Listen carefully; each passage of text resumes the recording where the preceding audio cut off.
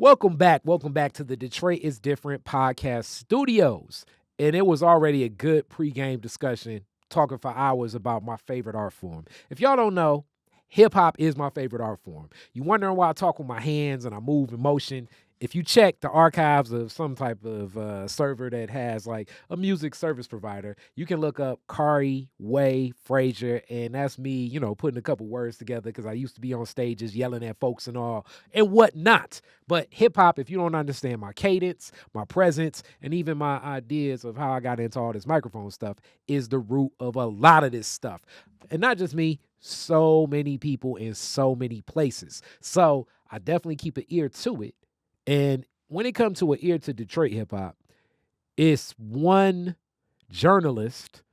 I like to think of it more so as like telling the story, even though storytelling is getting kind of stomped on nowadays. But telling the story of a lot of what's happening in Detroit rap and Detroit hip hop. And if you're wondering why I'm segmenting the two, if you listen to hip hop, you'll know why. But technically, I think all the music comes from the same bucket. I'm segmenting it for you because you think that it's a difference. I personally will play Eazy-E as fast as I play Public Enemy, as fast as I play Native Tongue or Tribe Called Quest, because that's what's in the arc. And I went throwback so y'all can get what the throwback is. Kahn. Yes, sir. Davison, how are you, my brother? Excellent, man. Proud. I'm honored to be on this platform with you. Whoa, that's deep. That's deep, man, because you have been providing one hell of a platform. I've been seeing people on the cover of Metro Times that I just never thought that Metro Times would be giving some Metro Times love to. Shit, you and me both. Hilarious. It's been 2 decades, and this is probably the most in coverage and versatile coverage. Yeah. It's not just this, not just that. The love has been spread. And to really, why you bring that up, there's really one mantra. There was one main thing we tried to do here, and that was we got artists popping up in Rolling Stones and Billboard, on Complex, on major YouTube platforms. That should not happen, and that artist has not even got any love in their own home state. You on a Complex show, you in Rolling Stones, you in Double XL Freshman, and nobody in your home city, no periodical or hip hop publication has showed you any love. Like that. Yeah. So that really have been the mind state. Arguably, really we heightened that up coming out of COVID. 2021 was like, all right, like this don't make no sense. We catching people they didn't already got national exposure. Here we come.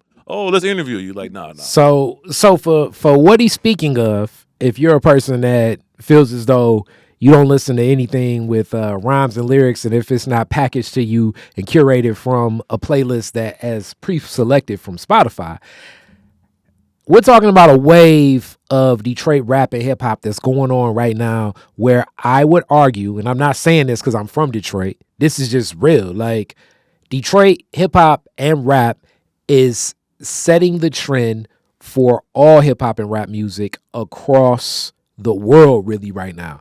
And the rappers, whether it be, and when I name these names, some of you all will be like, who are they? But I'm telling you, they are selling out concert venues across the nation. So Baby Money, Skilla Baby, definitely, you all probably are more familiar with Cash Doll. People are watching Detroit Diamond right now, but people have already known a little bit about it. More so than T Grizzly and Sada Baby, more national acts. But we're seeing what Peasy is doing. We're seeing GT, like the artists and what they're doing. 42 Doug, like the artists from Detroit are like setting hell of a trends. Even everything that Danny Brown has done, and I think that Danny Brown's movement and what he created still like really looms very large as people in Detroit were hearing about a lot of this movement from places outside of Detroit, and they like, I don't even know who this is. And it was like big question marks. So you speaking of that definitely is dope. And we definitely gonna get further into that. But starting Detroit is different, that classic way, man. You and your peoples, man. How deep a Detroit do you go? First, second, third generation?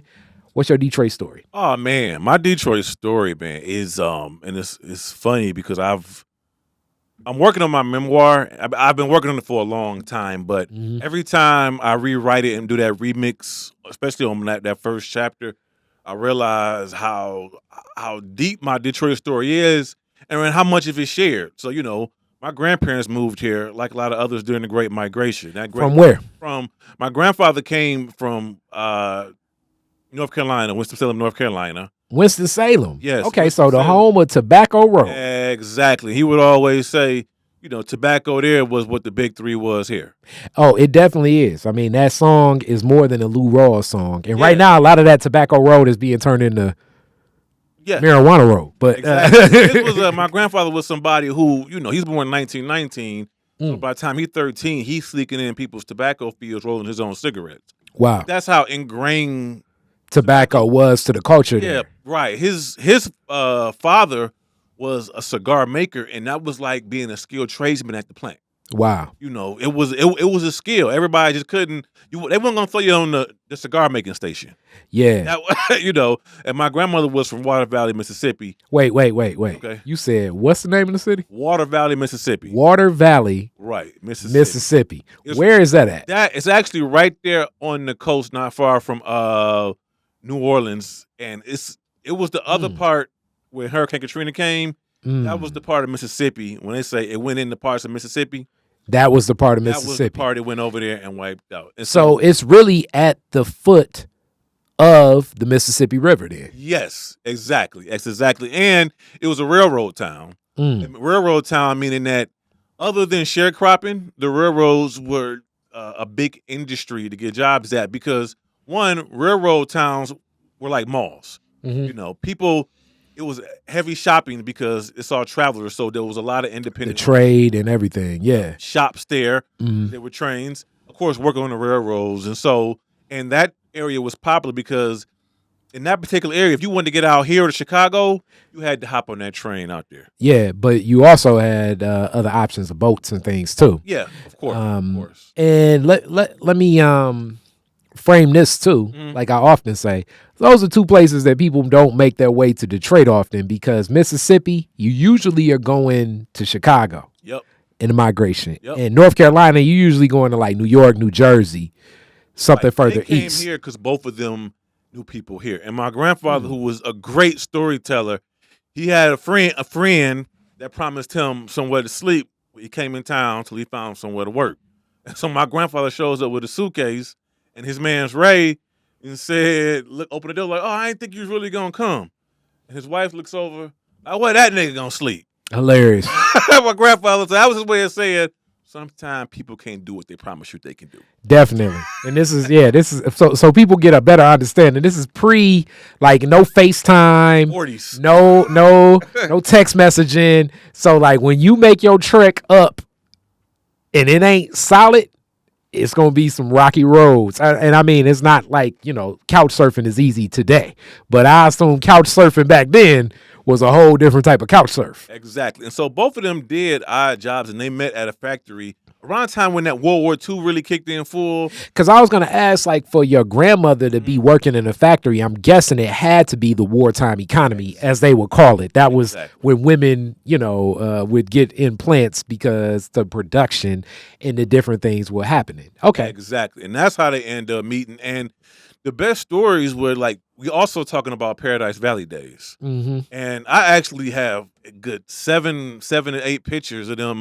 The best ones was Sunny Cocktail Lounge. And for those that don't know, Sonny Wilson we could argue that Sonny Wilson was Detroit's first influencer. Okay. You know what I mean? Sonny was like, and he hung around. He was one of Mayor Young's, he was, I guess, for lack of a better word, he was on Mayor Young's cabinet. But Sonny was the guy you need to know to get the guy. He was tight with Joe Louis. If you wanted Duke Ellington to come to your spot, you better call Sonny. You wanted Sammy Davis to come to your spot, you better call Sonny. You want to get next to Coleman Young, you should probably call Sonny. He was the Rich Paul of his day. Yes, exactly. There we go. And so he owned Sonny Wilson's Cocktail Lounge. I can't think. It escapes me, but it was in Midtown. Huge piece of property. It was about a block. He hosted union meetings there. It was a club, pool hall. It was a magnificent spot, and my grandfather always said, Sonny sold it to stay friendly with his big wheel friend. So interpreting OG conversation, meaning like I'm unpacking because I've heard statements like that. That basically is when an OG says something like that, especially from like your granddad's era. What he's saying is the heat that you would take to fight to keep that property when other enterprises have set eyes on said property probably ain't worth the fight. Now, there are things that can be done. Hence, it's a time to negotiate and it's a time to stand your ground. Now, where those times align and in the arc of things, who knows? I think one of the best fights I've seen like that, and shout out to him and everything they've been doing, the Deere family, was, if we kind of remember a couple years ago, maybe about 10, it was a fight where they was like, you know, Burt's may lose the warehouse. Burt's may lose the warehouse, right? Perfect. And I remember, and just kind of knowing the Deere family a little bit, shout out to all of them, I was thinking to myself, like, this is interesting, and seeing where, like, that whole concept of social capital, where the people were, where hearts and minds were, and everything to be done. And definitely Burt's is still standing tall in that location, because right now it's now to a point where it's so cemented in my mind.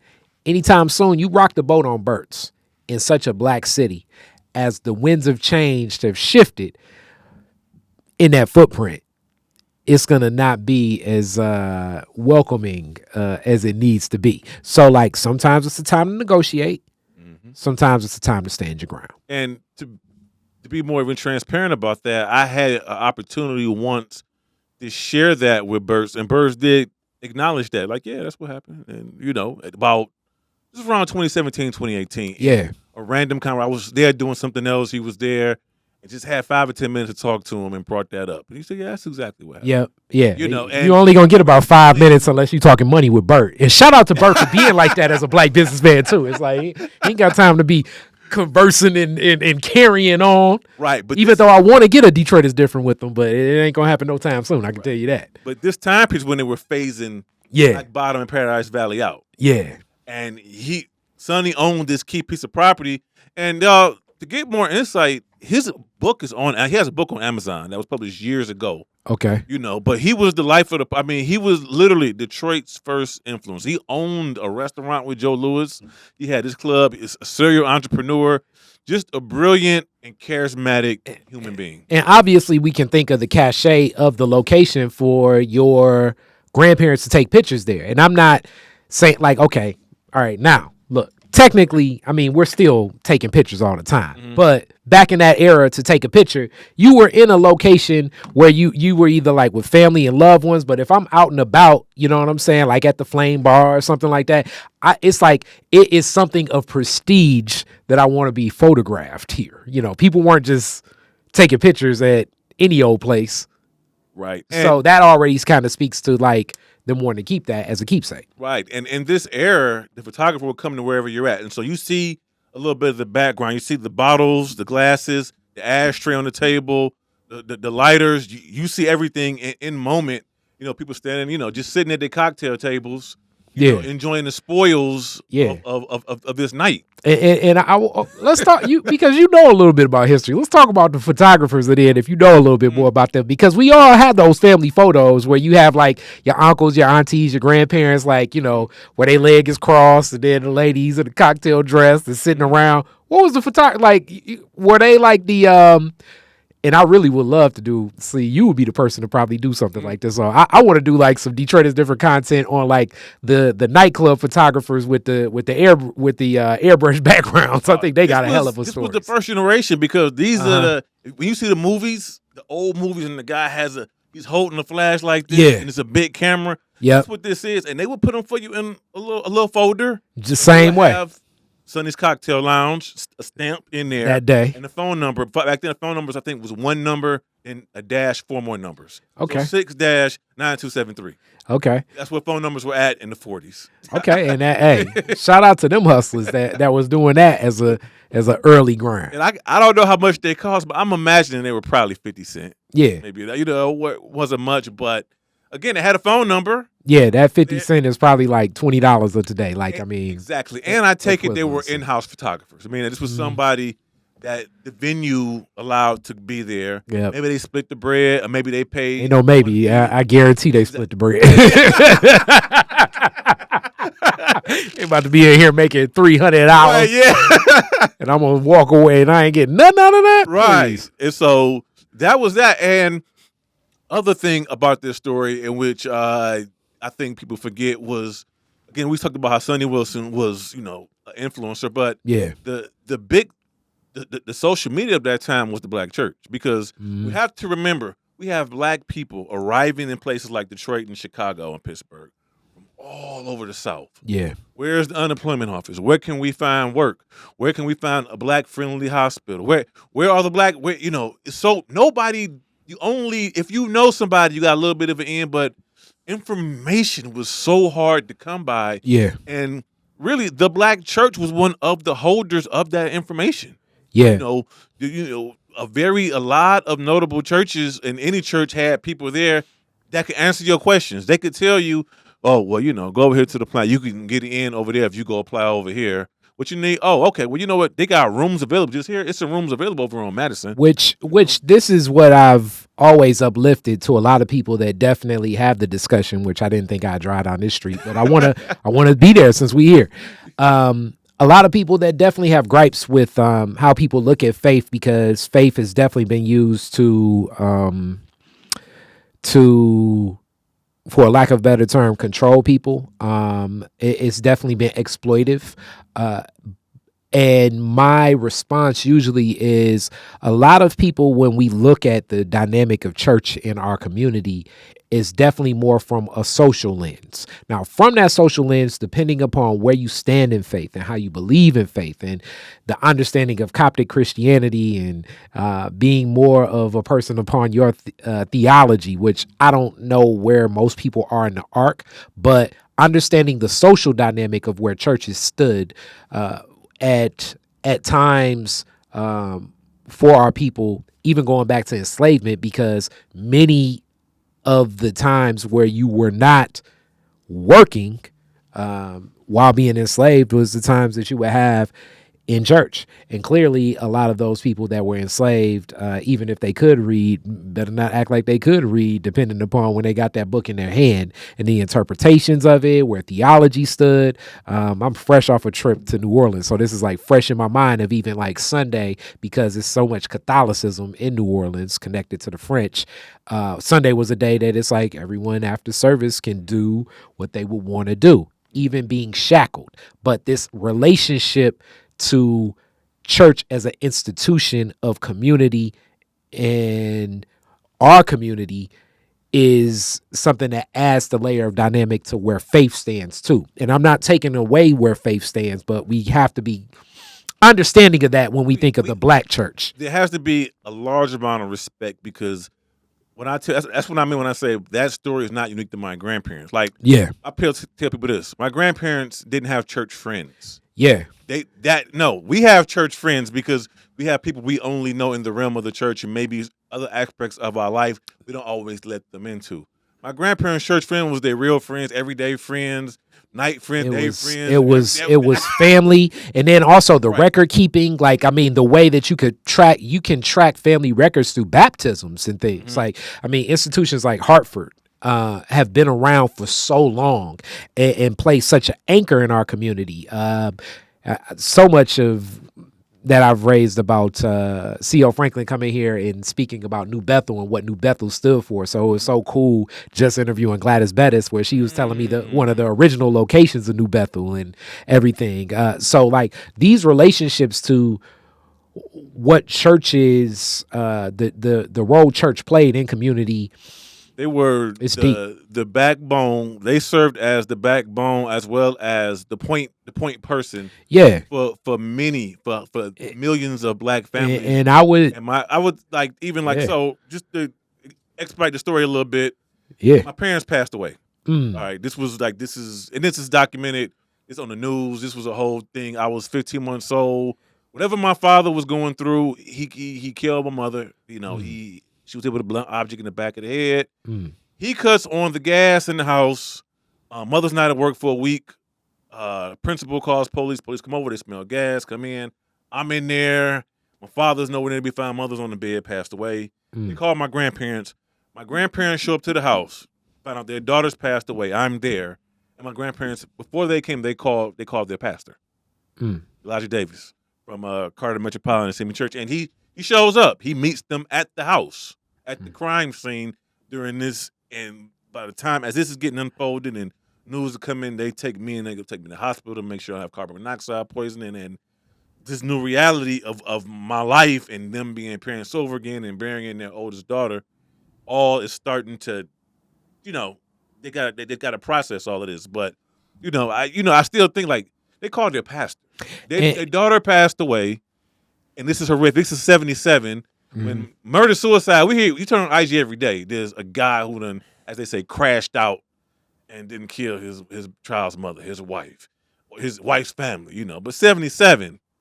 Like, it's like, wow, this is, a thing that you don't hear. And so the fact that they called their pastor, they went there, and the church overall, everybody played a part trying to do what they could to help them and build this, because they raised me. So and it wasn't easy. And also with that and aware of that through one of our mutual friends, Sterling, which shout out Sterling. And with that, I would say that you speak to that also where faith stands with your grandparents and understanding where faith can move, because I guarantee, and I'm guessing just with age, more than likely your grandparents have passed on.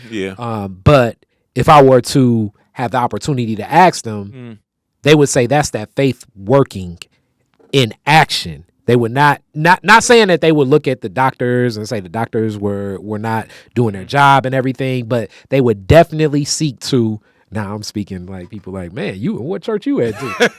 The intercession that goes into that work for people that are familiar with pastors that play that role and how serious that is and where faith stands and how faith moves. So that's why I look at Black spirituality and Black faith. It's something that is obviously extremely intimate and is so intrinsic into our journey here as people, because it is like that. And there are still people to this day that will be and do exactly what your grandparents did, but definitely in a certain era, that was like pastor, as I'll tell a story of, even though we're in your interview, but I like oftentimes in Detroit is different where people say, you talking all day, but I'll tell a story of my great grandfather, Papa Rulak. So this is in Thomasville, Georgia. And he, as a pastor, is seen as obviously a learned man, meaning he has a college education. With his college education, he's one of the few Black men that is expected to read and different things, and very well respected throughout the town. One of the few Black men in a respect for the town. And one of the earliest memories that my grandmother would tell me of her father, Papa Rulak, is the story of, stuff like this in the South would happen all the time in the era and probably still happening to this day. But a Black man stole something from a store. Ku Klux Klan's immediately response was, we about to lynch him. This Black man's mother went to that church of the Presbyterian church of my great-grandfather. My great-grandfather obviously intervenes where it's going to be no lynching. He writes a letter to like some politicians and some of like the people that like kind of intercept and connect with this are some of the white families that also worked with the church and kind of my great grandfather as another learned man, because contrary to popular belief, it was a lot of people that, literacy was not as abundant. And I guess you could argue maybe not even today. And the role he played in that community was able to stop a lynching because of a lot of those relationships. But everyone in town knew that this was a resource to go to. So like as a pastor, it's like he's an educator, he's a pastor, I definitely don't think he would say social advocate or activist or anything, but he's playing like all these multiple roles from the role of pastor, and still by day still tending to a farm in agriculture as a grower as well. Like, and this was, as much as this is my great grandfather, it's probably in so many families alike, because that role between faith in our community is so intertwined, where it's like, yo, the Ku Klux Klan is about to kill my son. Who do I reach out to? Pastor Roulette. Right. You know what I'm saying? Yeah, I'm sure. Yeah, and I don't. Okay, and I say that to say it is nothing wrong with holding the church accountable.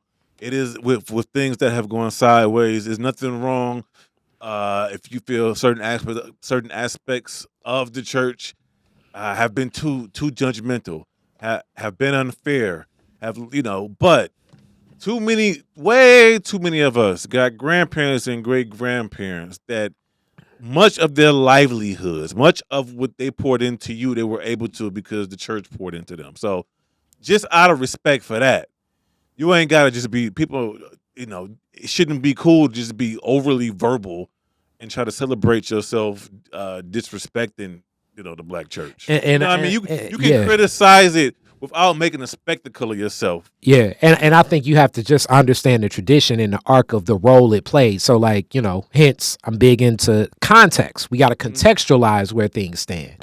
Now, do I want to see Creflo Dollar get 4 jets? No. Right. You know what I'm saying? That's a Kari Frazier statement. That's not even a Detroit is different statement. But do I understand the role that possibly the ministry plays?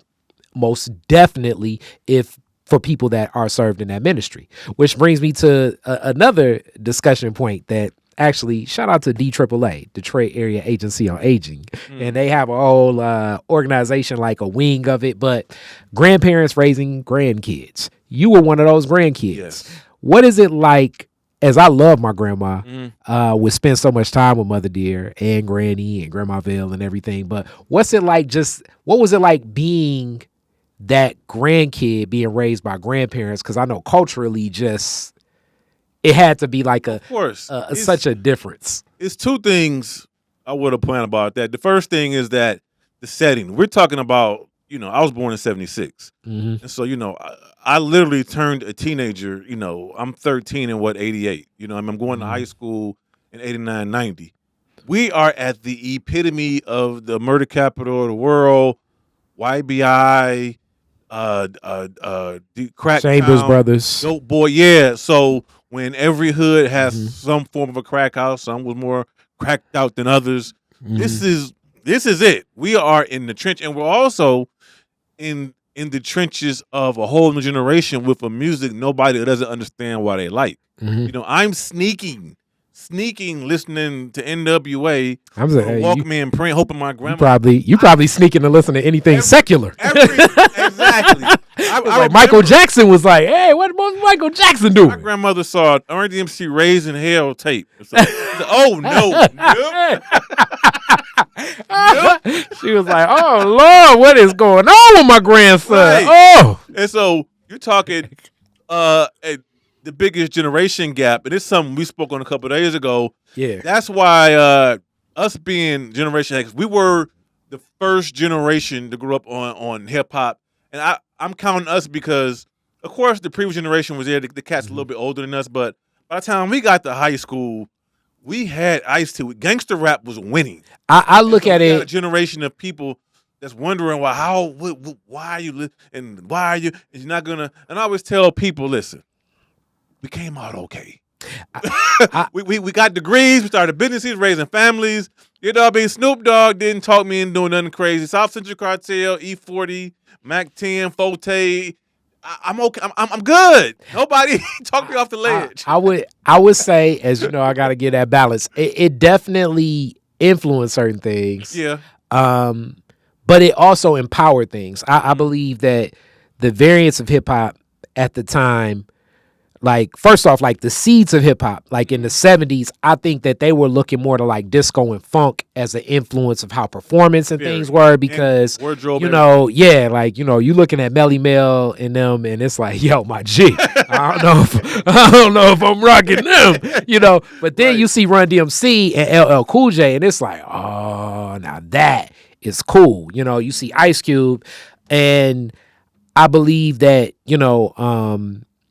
because you got me beat by some days as I'm 82, and me looking at it like in 90 and 89, just like I had such a variance of view of what I believe like a black man could be, especially when I think of like women influence in hip hop was not, it wasn't the voice that I think was reflective of community, but to be able to turn on a Yo MTV Raps and see Heavy D, then see Luke, then see Too Short, then see Ice Cube, then see Tribe Called Quest, then see Ice-T. It's like I'm seeing these different variations of definition, which I believe created a more healthy perspective of what it is. And then even listening to all of this, and then the different ways that they would look and express those stories, created a richness to what we had. That was good, except if you were born in 1919 and 1920. And trying to, listening to Today Was a Good Day with my grandfather one time. He was like, he said, I didn't have to pull out my AK. Where do the man live at? Hilarious. It's like he's straight out of Compton, granddad. You don't understand. He told you on album 1. So try that's why you ended up with books between God and Gangster Rap, like by Michael Eric Dyson and similar books, because there was a need to explain this generation and why we were the way we were. Yeah, and then also this is the other arc of it. Fresh out of this New Orleans trip. I mean, Little Richard, rock and roll. A lot of the music was definitely way more. It was a lot of subtext in a lot of those songs, but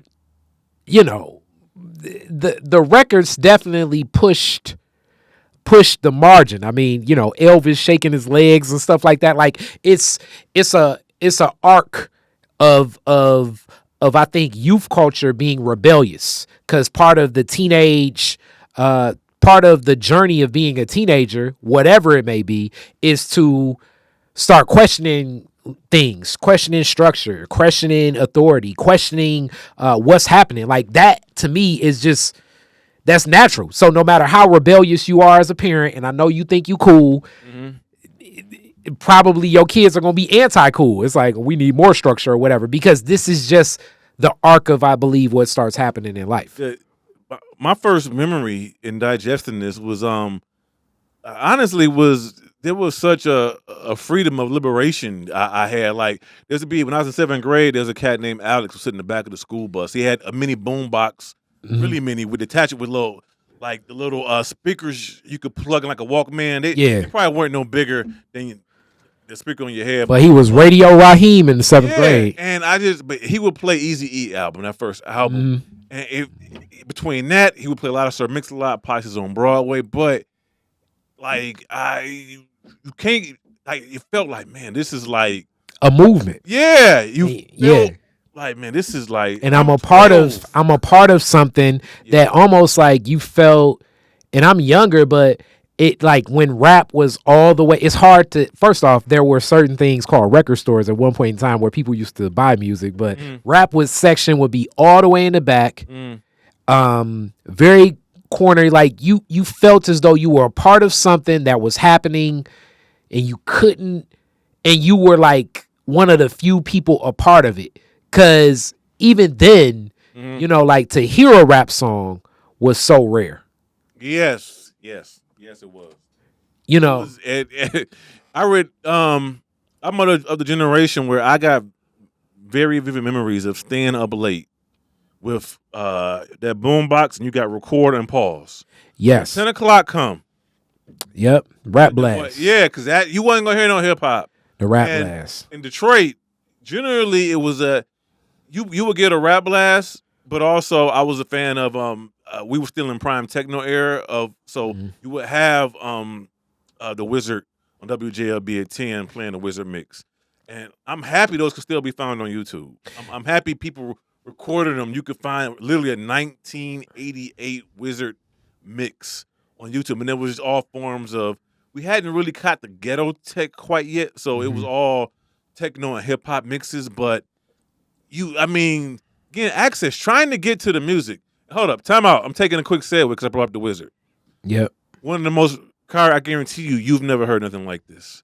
One of those most remarkable things I've ever heard a musician of any kind tell me was when the Wizard interviewed him and he said, in preparing to do gigs or do the Wizard, a lot of times I would just go to the community and hear what it sounds like. I would walk around Southwest Detroit and I would just listen to the sounds of Southwest Detroit.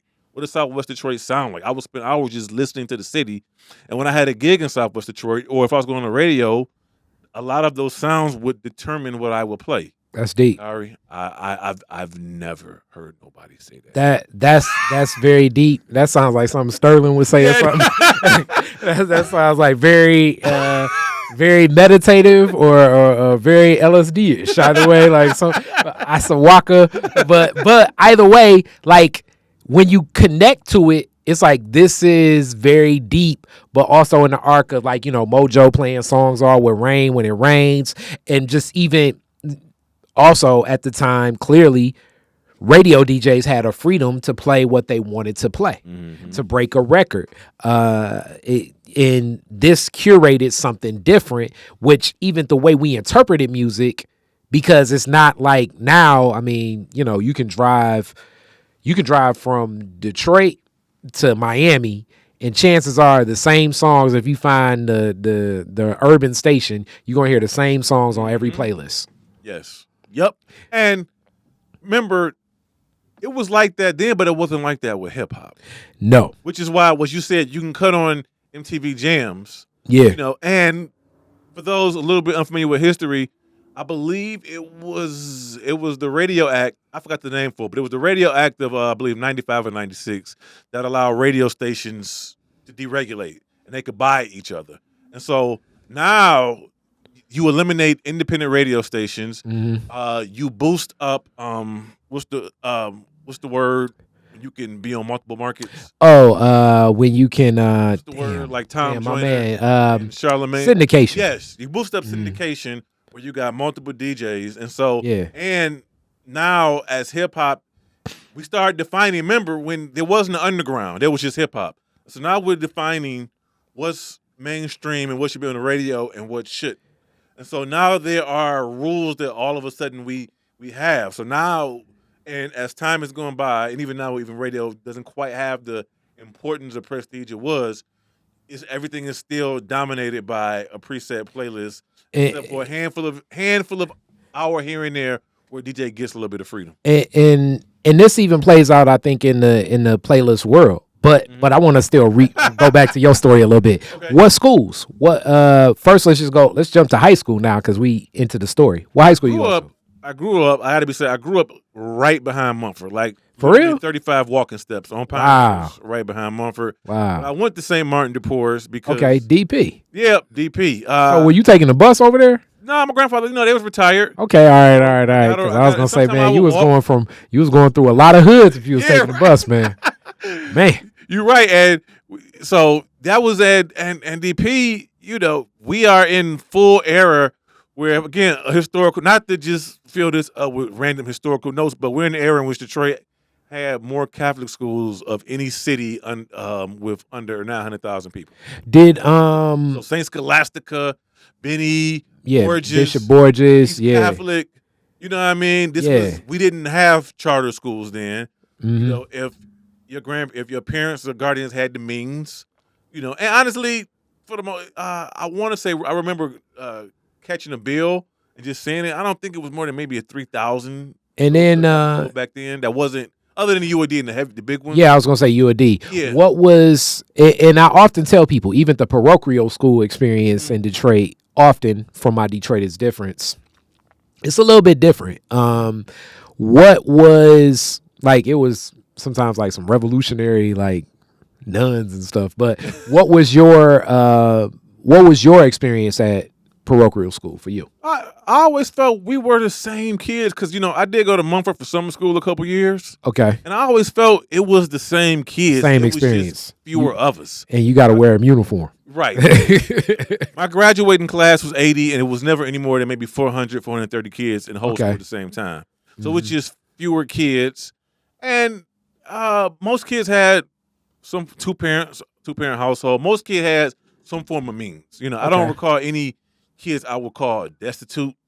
They might have been. They might have hit it well, but for the most part, we all just regular kids. It wasn't. You tell people in other states they went to a Catholic school. There, this vision of like Will Smith and the Fresh Prince with the blazer. Yeah, you know what I mean. And that's that is not. That wasn't your experience, right? Exactly, not at all. So that I loved it. You know what I mean? Classmates was cool. To bring this back to hip hop, DJ Lynn Swan, he was great ahead of me. He was there. Shout out Lynn Swan, a legend in Detroit hip hop. One of the cool things was that he had a mix on Dice's first tape, The 40 Made Me Do It. And this is back when albums would come out, they would give the DJ some shine. Yeah. He might have a song either with one verse or no verse, and the DJ would just cut and scratch and do his thing. And man, I thought that was the coolest thing that this dude I'm in high that goes to my school. I don't know him, but he go to my school. Like, oh, he got a cut on Dice tape. You know what I'm saying? Yeah. One of my best friends was my man Russell Colvin, who went by Caution. He went on to start his own record label, Fallen Angels. And then senior year, out of nowhere, Darnell Lindsay transfers to my school. And again, regular cool kid. Years later, Russell said, Blade and Darnell the same dude. Hilarious. Hilarious. Like, we graduated in 94. It's a little later into the 90s. We're around 99. It was like, Darnell rap. Like, he do? Yeah, that's you hear everybody talking about this little guy named Blade? Talking about, that's Darnell. Hold up, I'm going to tell you something even more mind-blowing. I took a camera, just a regular point and shoot, my grandfather's point and shoot camera to prom. And so if you ever see that picture of Blade with the white tux, brown gaiters with his date, I just took that picture along with other classmates. And I probably posted that picture on Facebook maybe 2018, 2019. So many of my classmates did not know that Blade and Darnell was the same guy until I posted that picture. Funny. That's funny. and a lot of it was that really there was a lot of people, a lot of Detroiters in our age bracket just weren't tuned in with Detroit hip hop. And that's just really kind of been the story even kind of to this day. So after DP, where you go?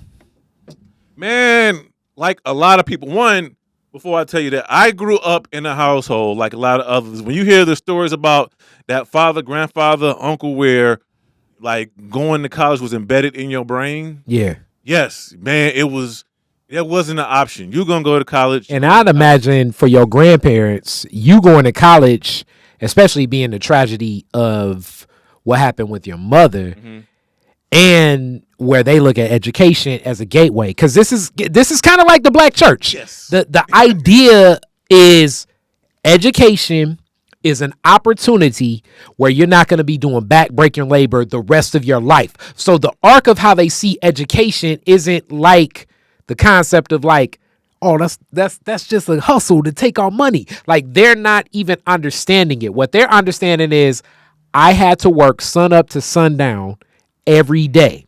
And I was told the reason I'm here is because I don't have access to an education. And I can't go back and get an education because I'm still working sun up to sundown. So you go get an education. Do you know who Elliot Hall is? Yeah. Elliot Hall, one of the first, he a lawyer, one of the first DPs for a motor company. Yep. I grew up across the street from his son. Older than me, but Fred was like great guy. Helped me with math. Great. My grandfather would look at Fred get off work with his briefcase or from his business. So he would point. Yeah, because I was going to say, well, if you got that as an arc, of success, that's definitely what that is. You want a job. He made it so the visual would be so simple. You want a job that when your woman says go out to dinner, you ain't got to take a shower first. Now, one second. Time out.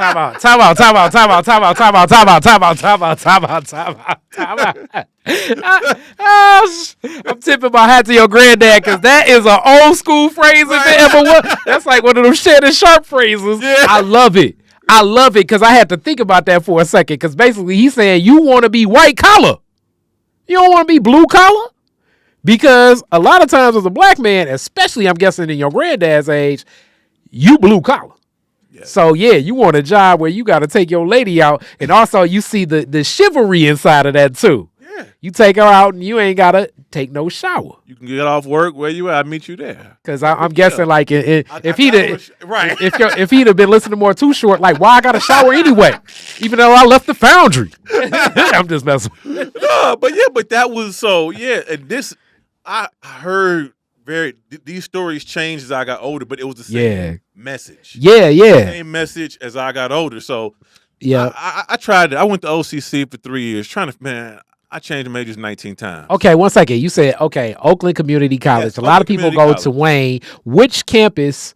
Because I didn't even OCC isn't uplifting. I'm a Henry Ford Community College person, so I'm all for CCs. Now, with that being said, I got a cousin that started with the one in Royal Oak. What campus was you at, and what was the culture like there? One is a lot. Three main things I got to put. One, I went to the one in Farmington because it seemed the most like real college. Okay, where? So Orchard Ridge, Orchard Ridge campus, Orchard Lake Road. Okay, now I know exactly what you're talking about. That felt more like a real college because it had multiple buildings. It felt like this is like college. Where did? Out here. Okay, and this is what era is this? This is 94. I graduated. Okay, so 94. What? That fall of 94. So you're there, and then this is like in that type of commute, it's like malls and other, like what's the culture like just around Farmington at the time? 12 Oaks was the big mall. Okay, and that was some. But other than that, it was just a suburb, and the suburbs were bougie and scary at the same time. Don't get pulled over out here. Don't get pulled over. Because that's what I mean. I'm alluding to that, but also just like what else is like, you know what I'm saying? It's like you better have on a Foot Locker shirt or something like, right. You know what I'm saying? So you went there and I went. It wasn't no hanging out. You went to school and you came home. But the second thing, my first interaction with anybody white was there. I had white classmates, and third, most important thing, and this is my testimony. R.J. Wiley, I had comp. I bombed that assessment test. They give you that assessment test to see where you're at with classes. Yeah. And I'm like, okay, like it doesn't count for grades when to see where you're at. So I just felt like any old thing. Yeah. They put me in all these really like remedial, yeah. So basically, they like 2 + 2. Yeah, exactly. Yeah. So I've been in this comp class, man. I don't know if it was 151 or 051, but R.J. Wiley, he gives an assignment first week and said, "We're gonna do free write. Just write whatever comes to your head, and just write it. We're gonna spend some minutes and just let it out, vent, right?" And he comes to my computer and he's reading, he's scrolling. His little old Apple little computer's this big, and he's scrolling. You wrote all this that fast? I said, yeah. He said, you might want to take this seriously. I think you're pretty good. Nobody had ever told me any shit like that about anything I could do. Wow, it's like you got a rapper story, even as a non rapper. Nobody ever said I was like good at something I didn't know I was good at. You know what I mean? Wow. Like, this man don't know me from Adam. Mm-hmm. He's a teacher. He's a white guy, former hippie. Still had this earring and hippie beard because, hippies had the hippie beards. They older hippies. Yep. You know what I'm saying? And he's told me from reading some stuff I wrote that it looks like I'm pretty good at writing. I should take it more seriously. Shout out Mr. Riley. I was floored. And that became, I flirted with other majors, but it would always come back to writing. Interesting. So also, this is the other thing. When you go to community college, you're in class with, the classic Chris Rock joke, the community. But the reality is, like, you're in class with, like, it's intergenerational, too. Yeah. So, like, it's not like, this isn't a different world experience where everybody's, like, your age. And you're fresh into community college, too. So I'm guessing you're probably in class with some people that's, like, They're older. grown, got kids your age and everything. You and know what backgrounds. I remember a white kid told me he was older. He said, "Yeah, I took a tour. I took a year off to backpack around Europe." I don't know what the hell he's talking about. I'm saying? Hilarious. Yeah. I couldn't process Fathom it. Yeah. I've never heard nobody say that before. Mm-hmm. So you kind of take to the writing. Mm-hmm. Definitely get to the chops. When do you start appreciating a love for the writing?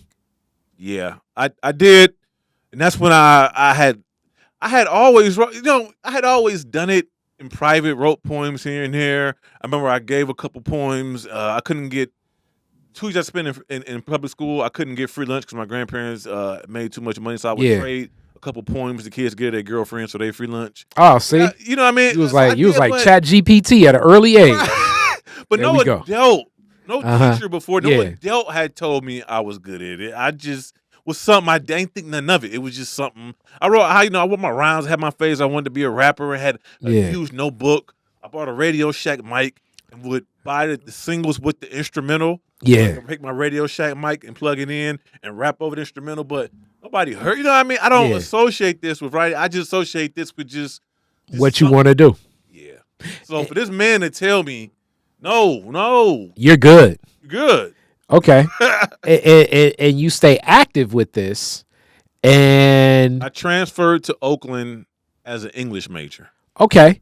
Went to a job fair. Now I gotta ask also about the culture there at the time. What era in Oakland, so people know Oakland University, to me, that's Pontiac, but others may not feel like that. But but I feel like it's Yak.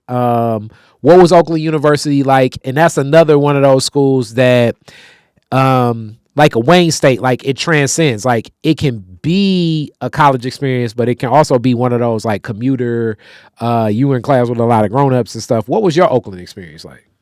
Oakland in the culture there? You know what?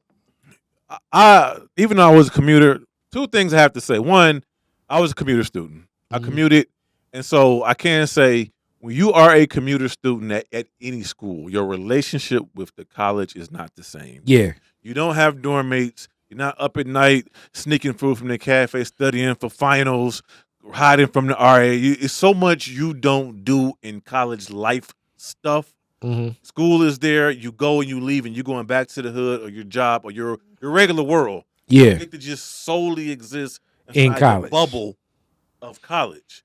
And so when I was in Oakland at that time, the school itself was they were transitioning because at that time they were the biggest commuter school in the state. Wow. Nobody commuted more from a school than Oakland. I never knew that fact. Yeah, and we're talking like 90, 97, 98. And so they were in the process of redoing dorms, building more dorms.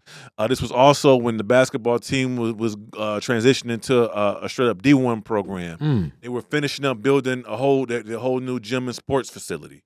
So also you start seeing billboards on 75, come to Oakland. So basically, this was really, even though black people were there, this was when they were making more of an outreach to say, "Hey, black people, we're here." And you were one of the first. Yeah. You were one of the first black people. Like, yo, what up, though? And if you talk to the black people before me, they'll tell you all the things that weren't there. Yeah, they got there. You know, the Black Studies programs and unions and committees and like, different things. It was no hot sauce in the cap. Exactly. Literally, figuratively. You know what I mean? So all of that, you know, and that's where they were at. They were in the midst of just transitioning and say, okay, we don't want to be a glorified OCC. We want to be more of an Eastern or Central and compete. Western. Yeah, exactly. And they were doing that athletically and academically and just in housing. Interesting. So, but hold up, right quick, funny story. I gotta take it back again. White people, white kids. Yeah, I don't know nothing about them. They don't know nothing about you. And when you commute, your friendships aren't forged that well. But I kind of loosely had my first white friend for a minute named Billy. And again, I'm not in these situations. I grew up in the hood, man. Detroit was 80% black for forever. You didn't see white people unless they were the manager of a store you went to. Well, like a neighborhood like mine, the thought process is they're a police officer, Yeah. they're buying drugs, Yep. or it's some type of work project that they're connected to. Other than that, it's like, what they doing over here? Right. So I'm good relationships with teachers, a few classmates that were cool I'm talking to, but Billy took a liking to me, man. And one day, class was canceled. We didn't know, and Billy was like, "Hey, you want to go to McDonald's?" I was like, "Oh, sure, why not, Billy?"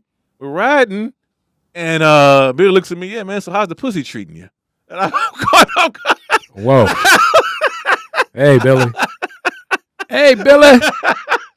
I'm like, yeah, like you getting any doing good? I was like, yeah, it's cool. Like, I know, mostly black girls, right? The way they move and do all this stuff. And I don't know what to say. I'm what, 18, I'm probably 19, 20. I don't know how to navigate that conversation. Yeah, I don't know how. Yeah. And then Billy goes on to say, I never slept with a black girl before. Like, oh, really? Yeah. Like, I got my cock sucked though. It's like, whoa. I was happy to get that. It's like, does Billy think I am?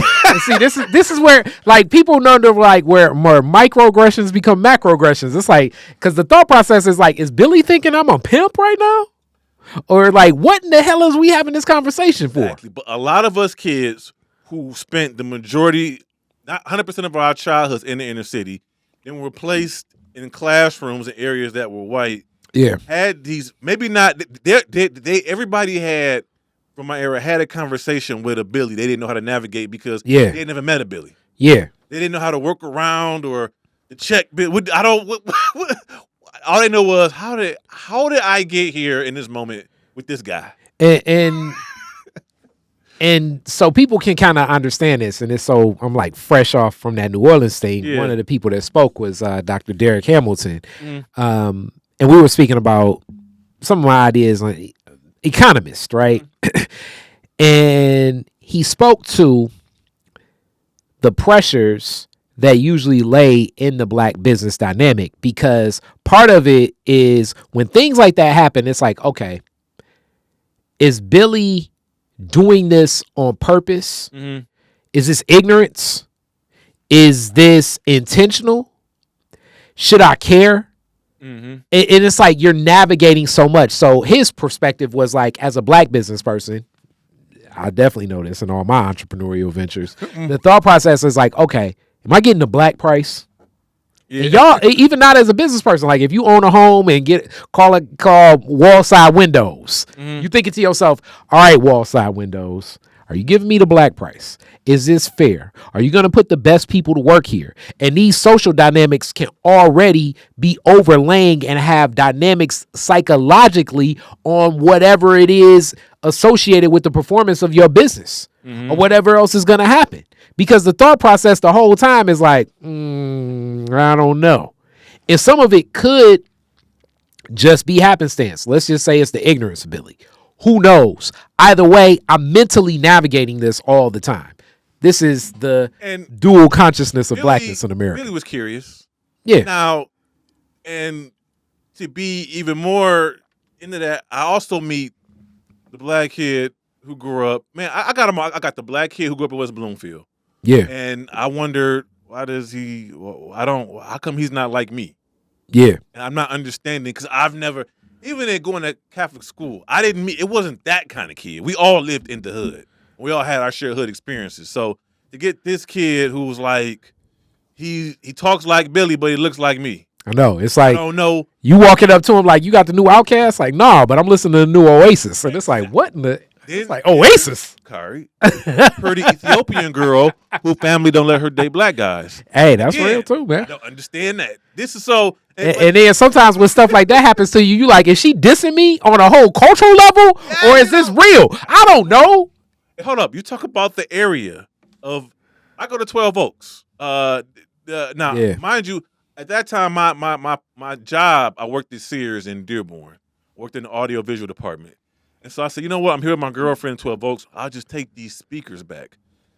Mind you, I'm 19, 20 years old. The salesman tells me these speakers did not work for you because they were made for Rolling Stones and Soundgarden, not that BS you listen to. Wow. Okay, at this point, it's not a navigating what it is. It's a navigating like, okay, now do what the response is. Navigating what the response is can be just as dangerous, because it's like, do I cuss them out? get arrested? Do we get into a fight? Do we not? Like, where do we go with this? He wasn't even the one helping me. He came to the woman cashier to insert himself, and then tells her, "Should I call 555?" Which I know that's the number for security in every Sears. And I'm looking at my girlfriend like, how? I was like, you know what? I just take my speakers. I go to my store, write a statement to the store manager and everything. He gets written up. Eventually I get a written apology come in the mail. But that was my first time with blatant racism. But I connected to it's all in this same all these first time interactions. Yeah, there's Billy. There's the Ethiopian girl. There's the West Bloomfield kid. There's the racist situation at 12 Oaks Mall. All of these things that I didn't deal with. When I just stay on 6 Mile and did not leave 6 Mile. And now you going back to your hip hop archives and you grabbing that Public Enemy like, I ain't deal with this on 6 Mile. Exactly. you sit up here like Black Steel in the hour of chaos. I got a little from the I'm just messing. To expedite all that, I ended up changing my major to communications. Mm-hmm. Did a great kind of like an internship for Shay Howell, who's an activist. And we did, at that time, the org was Detroit Summer. Well, say less. Shay. We love Shay. Connected to the Boggs Center. One of my big homies.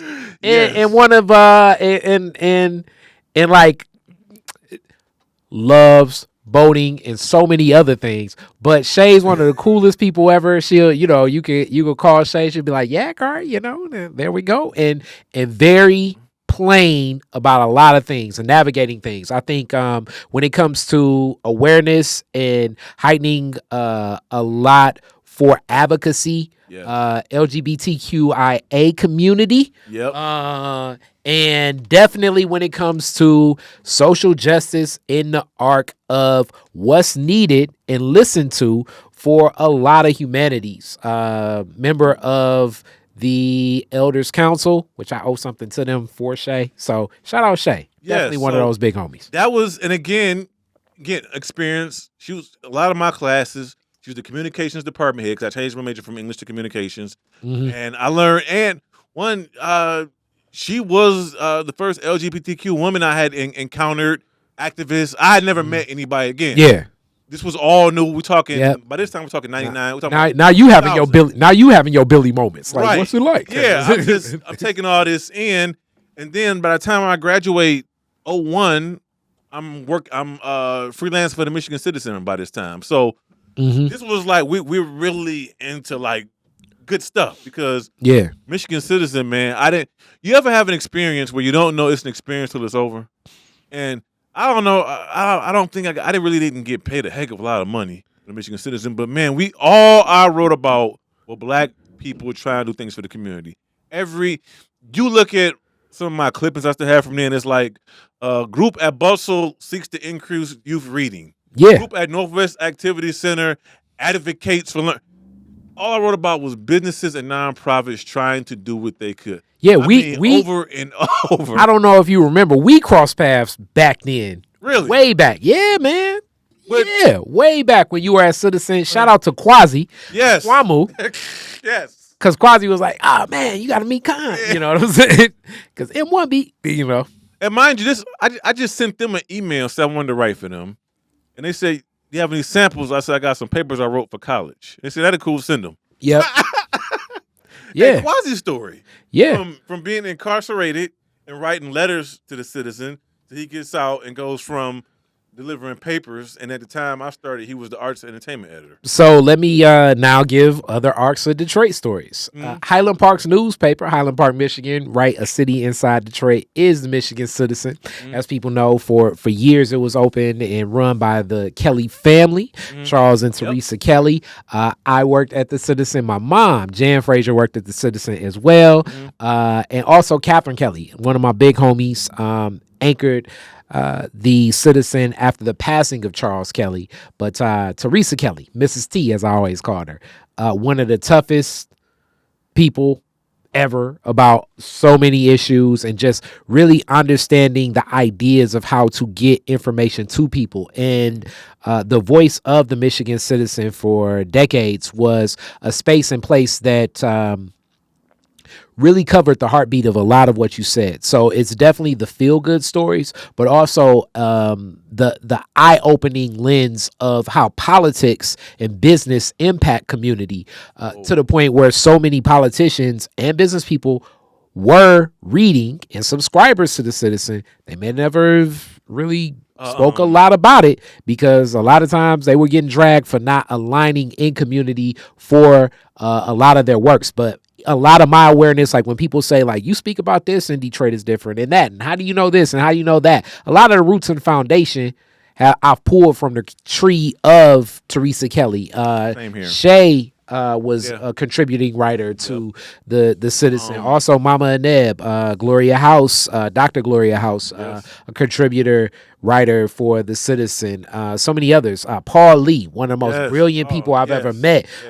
Historian on Malcolm X, like to the point where he may be able to tell you like the sandwich Malcolm X ate in like a day in 1966. Memory about it. Yeah, it's very intense. So Debbie Dabowski, one of the best investigative writers. You talk about police corruption and that had gotten dug up before it was popular to dig up stuff. Yeah. You know, I mean, I remember Citizen, a story, the cops they called the booty boys. You remember that story? Yeah. Like literally, for those that don't know, there were police officers that were not harassing, but everybody had to get a cavity search. Yeah. If this crew pulled you over, you were getting a cavity search, and they were nicknamed the Booty Boys. Yep. From the streets, from residents. Yep. They were known for doing this. Citizen wrote about this multiple times, and this was a story we're way before George Floyd and before it was popular to write about harassment.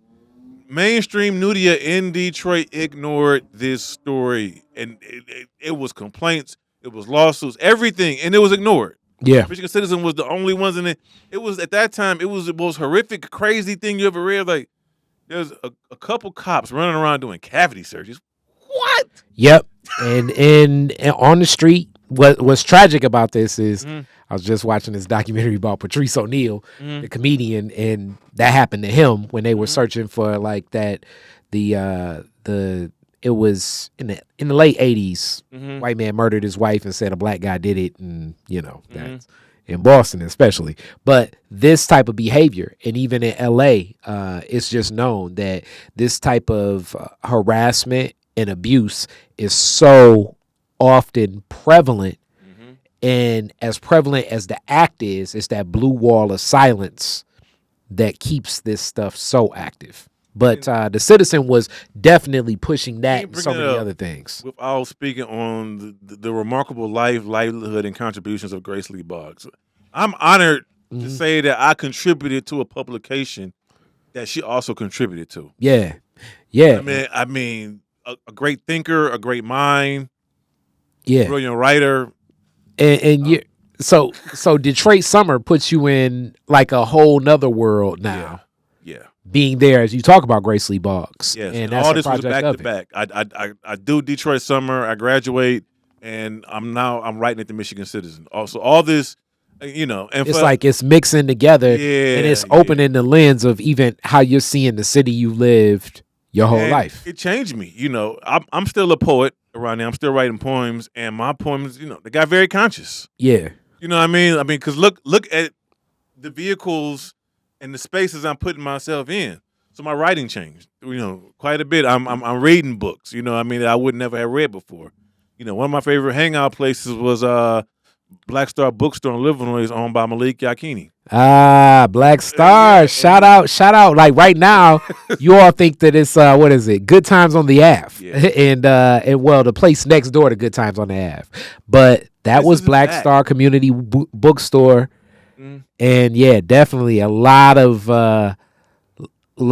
arcs there. And it's not, of course, it's important we had black bookstores, but it was the programming. It was the programming that's shrine of the Black Madonna bookstores.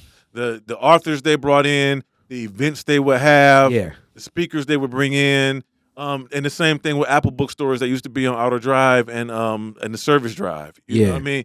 So the black bookstores, the Truth Bookstore, with Nefertiti inside Northland, the events and people they brought in for the community that gave us access to has never. I mean, highly missed. Highly missed. And So again,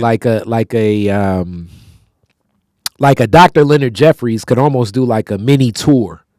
And if you don't know who Dr. Leonard Jeffries is, Google it. In Detroit. Dr. Frances Cress Welsing, another person, if you don't know who Dr. Frances Cress Welsing is, Google her. I make They Derek could Bell. do like little mini tours from bookstore to bookstore to bookstore and sell books, Yeah. engage, give a lecture, talk about different things. It was I met and interviewed Derek Bell at a bookstore. Wow. And who knows? I mean, who knew that 100 years later, critical race theory would be a point topic in discussion? I'm like, wait a minute, I've heard that before. I'm thinking this interview was in like 2000, 2001. I'm like, I interviewed Derek Bell. Now I'm like, why interview Derek Bell? Wow. so like as you're building this, do you still see journalism as like what you're gonna do at that time?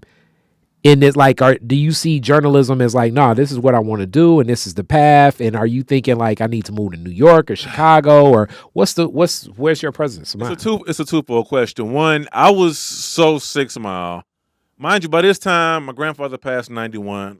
I'm living. I have a house that's paid for, the house I grew up in, and that house essentially, what I didn't know at the time, was a giant, huge security blanket. Now, let me. You know what I'm saying? Now I gotta ask you another thing that where we share because we're similar. Being a young person with home ownership, can you share a little bit of that story? I took it for granted at the time, but it was different because 20, 22, and 23-year-olds just didn't have their own houses. Yeah. You know what I mean? They just didn't have their own houses. And, for those, first several years, I was a single man. Mm-hmm. You know what I mean? And so there's a thing of like, I got his own house. Especially when you're just meeting people. They don't know like, oh, well, he was living, it's just like, okay, and, like I said, I took it for granted. And because it wasn't like I had to save money and buy a house. And let's I talk had a house, I just lived in it. But, what about like the, because these are the questions, because it's so funny. Because me and my sister even said like, yeah, and a lot of people say this, like we want to pass on the family home to like my nephew and everything. And being that I was a person that inherited a home at a younger age, I look at it like it takes a certain amount of just reserves for upkeep. How did you manage like the upkeep of a property? Because look, owning a home is amazing. But you still have taxes, you still have upkeep. And upkeep for house is not like upkeep for a lot of other things. Upkeep for house could be like furnace goes out. Yeah. Hot water tank goes out. How did you manage that? Financially, I was blessed because all the money my parents had when they were dead, my grandparents had put it to the side, invested it. Wow, that's beautiful. Yeah, for instance, I had enough money to pay. I was in college for 6 years and never took out one loan. Wow. And my grandfather, that was part of his education speech. You don't even have to pay for it. You ain't got, don't go to, don't, Dad, they said in school, they give me this packet of financial aid, throw it away. Okay. Throw it away. Okay. You just go. You don't have old folks. The older they get, the more they rate. You don't need none of that. Yeah. You just go to school. Yep. Yeah. So that was fine. I had money. So for years, I didn't work for a while. I had enough money to take care of myself, pay my property taxes, take the upkeep of the house, and I was, to a certain degree, I was low. I mean, all I did was go home and fall asleep at the sports center and wake up and go to school to go to work. So you kind of had a presence of mind to like really center yourself around the focus of, I guess people would say school, but also just definition of building your own character. But the thing is that though, I didn't want to leave. I was so Detroit and so embedded in that house on Pinehurst. Like I did not want to leave. I was good. I thought I was gonna live there for the rest of my life. Like I was good. I thought this was my heaven on earth, man. I got this house, it's paid for. You good? You straight? I'm about to get a job. I'm straight. Yep. This was my mindset. But the problem with that mindset is it stopped me from accepting opportunities. I did, as I graduated, I didn't want to look at careers in New York. I didn't want to look at anything out of markets for journalists because, I can't leave this house. I got to stay here. This is where I'm at. I don't want to. I didn't want nothing to do with nothing. So, and because I had means, I had money, that I had inherited and I had saved. I didn't want to take an internship because they didn't pay. Cause I'm Kahn Davis. Yeah. I'm a writer, man. I ain't taking no. They gotta pay Kahn. They want Kahn. They Yeah. gotta pay Kahn. So there was no internship. So many things in certain aspects. Either I had the big head or I was just too 6 Mile to accept opportunities. I was closed off on leaving. Mm. You know, now, I mean, I would never like if I'm raising one of my 4 kids and telling them and they want to go into journalism and I'm telling them, all right, you know, this how I go. You're gonna have to go to a smaller market and then work yourself back to a bigger market that may be here. It may not. You know, I would tell them to do the opposite of what I The did. arc of the traditional steps that have been the path. Whether it's broadcast journalism, writing journalism, Yeah. I would have given them way, but I was too in my You head. had the path, yeah. I didn't want to leave my house. So now you're there. Mm-hmm. They're in 6 Mile. Where does that journey in journalism grow? How do you look at just stomping out a local market as a journalist in Detroit? The problem was that I was at the Citizen until once we get to early 2000s, even before Mr. Kelly passed, budget was getting funny. Yeah, Income was getting funny, and it took income. That first wave of the internet, it hit the smaller papers first. yeah. So when you get to 2003, 2004, and more people, you're able to log on and read a newspaper. You know, those small market newspapers kind of got hit like, whoa, what's going on? Subscribers down, advertising down. Yeah. And I always tell people y'all really don't understand how much print ads financed newspaper. How much money papers made off the print ad. Definitely. It was that y'all like a full page ad on the back of a paper would basically possibly cover the week's salary, maybe half the people in the place. Exactly. So I had always had a job, and my thing was I'm going to have a job till I find the journalism job. Never found it, but I never stopped writing either. Yeah, that was the thing. And so 2004, college like, man, we gotta no more freelancers. It's just a handful of us, man. Yeah, our feelings. We gotta work in house. So yeah, I call Kari Kamani Turner. Shout out to other Kari, another one of my big homies. Often confused for. Right. I often tell people, Kari's amazing, amazing. So all right, there you go. I call and he says, "Yo, I tell you what's going on about to happen here. I'm about to go over to hard news. You know, I'm about to go over to hard news and not do music writing. So I know they're gonna need, another music writer. I was like, you down? Like, yeah, all right, I got you. I'm gonna tell him, yo, kind of here he is. I know you got some clippings. You should be straight. And the first story was about 5 Ella. Next story I think was on Amp Fiddler, and we're talking 2004. Wow. And it kept from there. You know what I'm saying? So 2004, 20 years. Yeah. So for 20 years, you've been at the Metro Times. That's been my 90% of my bylines. Wow. And that's deep. And even the Metro Times, as you talk about, since then to now, so much has culturally shifted too, because that was another publication where online impacted it big time. So for people to understand what Metro Times is outside of Detroit, it's like the cultural periodical of Detroit. That's what I would, that's how I would speak. So as that cultural periodical, like most times that I remember as a kid seeing it was in Trappers Alley, location in Greektown of Detroit. And like you pick up one and it's like, okay, like maybe 4 like heavy news articles, and it'd be like something about music, a lot of cool stuff about food. Then the back of it, it's like, oh man, this is like X-rated stuff over here. You know what I'm saying? But this is like the culture of what's happening with the city. Yep. The journalist term is alternative weekly. Yep. And every city has an alternative weekly that functions as 50 to 75% entertainment base, with a tad bit of politics and investigative reporting to keep it honest. Yeah. You know what I mean? And typically the investigative reporting will probably steer towards issues that maybe mainstream media in that city or state is not covering. Yeah. And that's the format in every city, and that's the niche. The niche that you get here, what you won't get. And it's still the case. I mean, heck, what we opened the show with, this wave of Detroit hip hop, very, very, very little covered in the Detroit Free Press and News. And very much little cover, but also so much has shifted for the news and the free press because that's now becoming more of a skeleton crew. And just even the way we look at media and interpret media and what it is, as it's a future project that I will be collaborating. So Detroit is different. So I'm like, people's like, you Detroit is different. It's bigger than just me. Piper Carter will be coming back soon, and many others.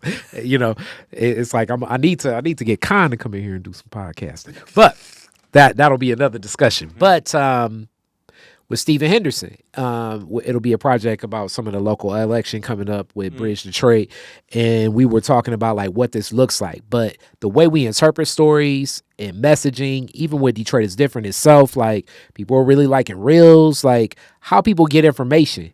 TikTok is one of the key sources where people under, 17 to 35 receive their news and medical information and information about economics, information about financing. Now, they may watch 3 hours worth of 1 minute videos, but still, this is the source of how people are interpreting information.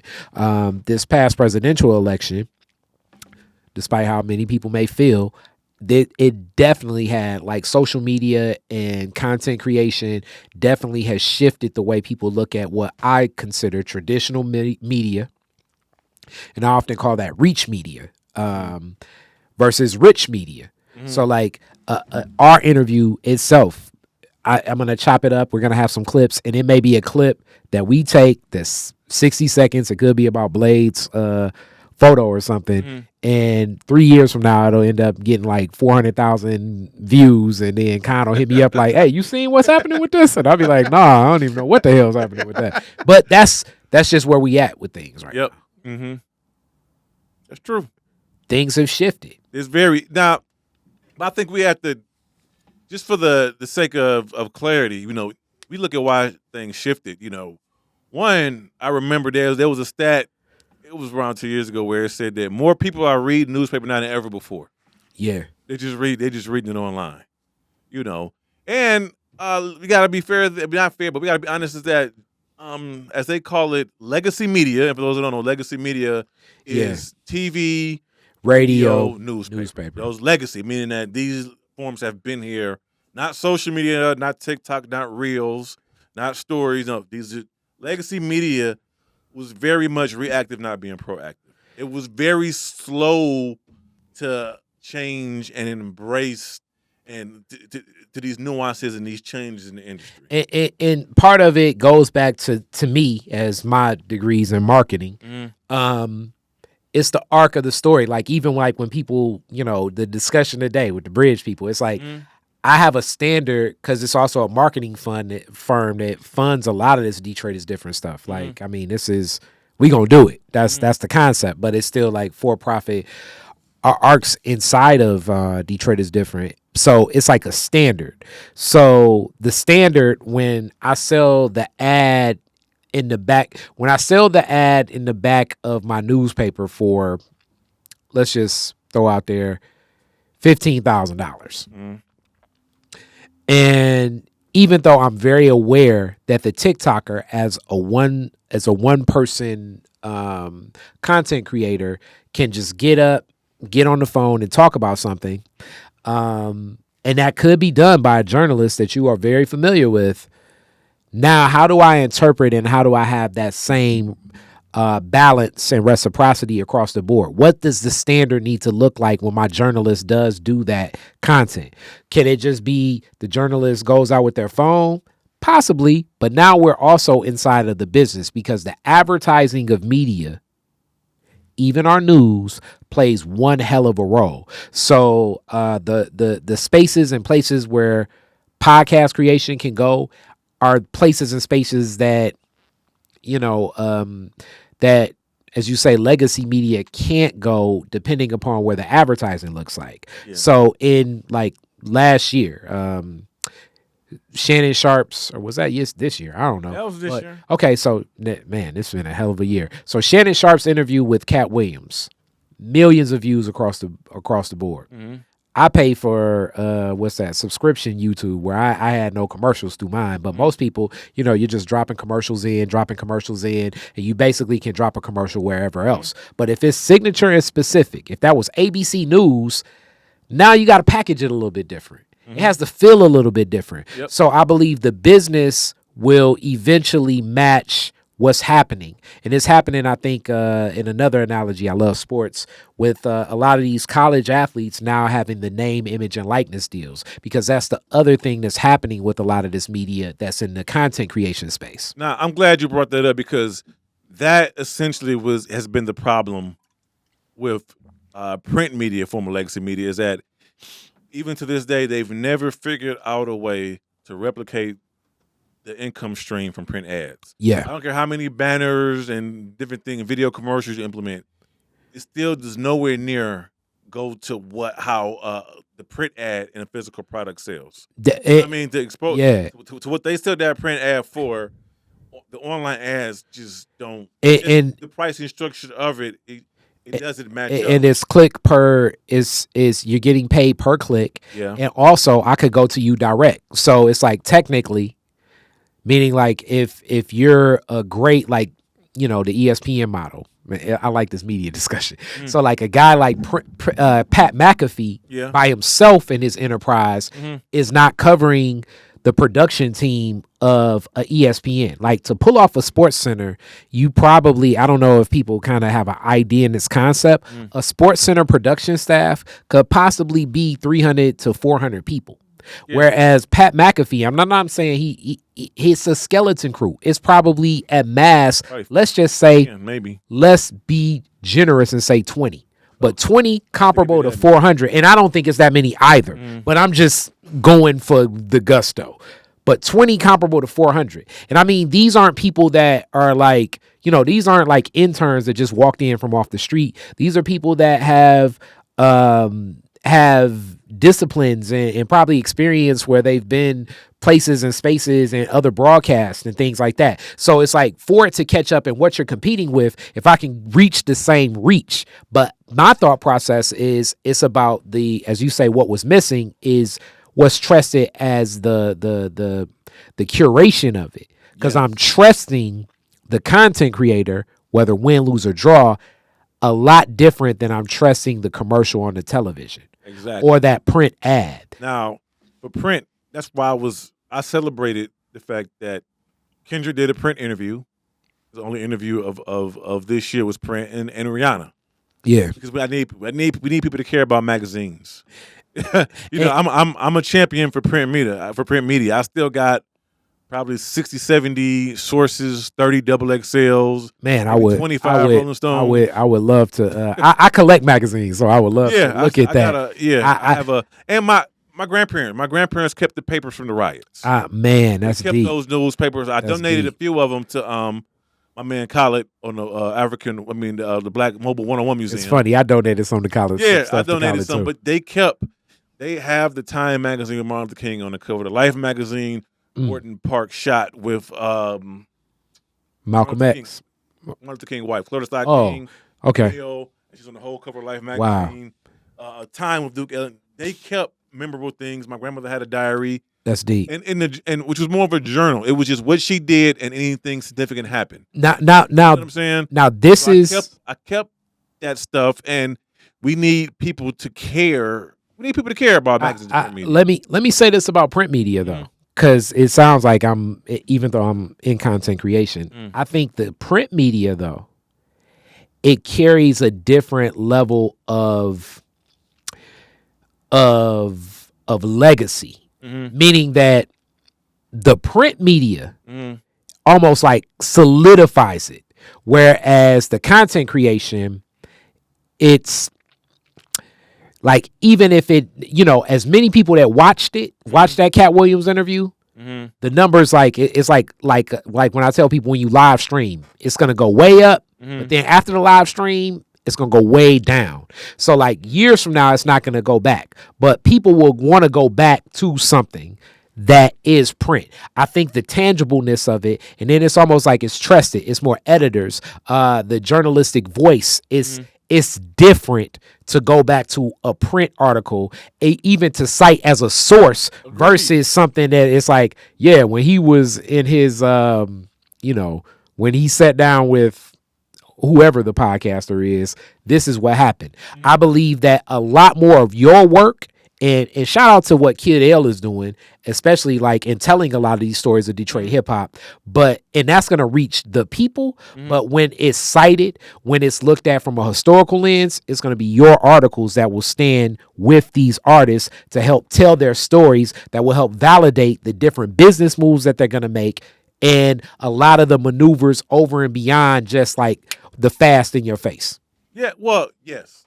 One thing, print media is still a thing. It's physical. It's a moment.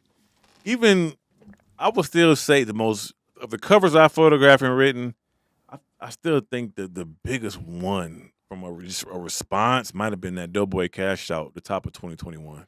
Yeah. I still get emails and DMs. You have any more of the Doughboy Cash Out? And see, nobody, it's like, it goes up.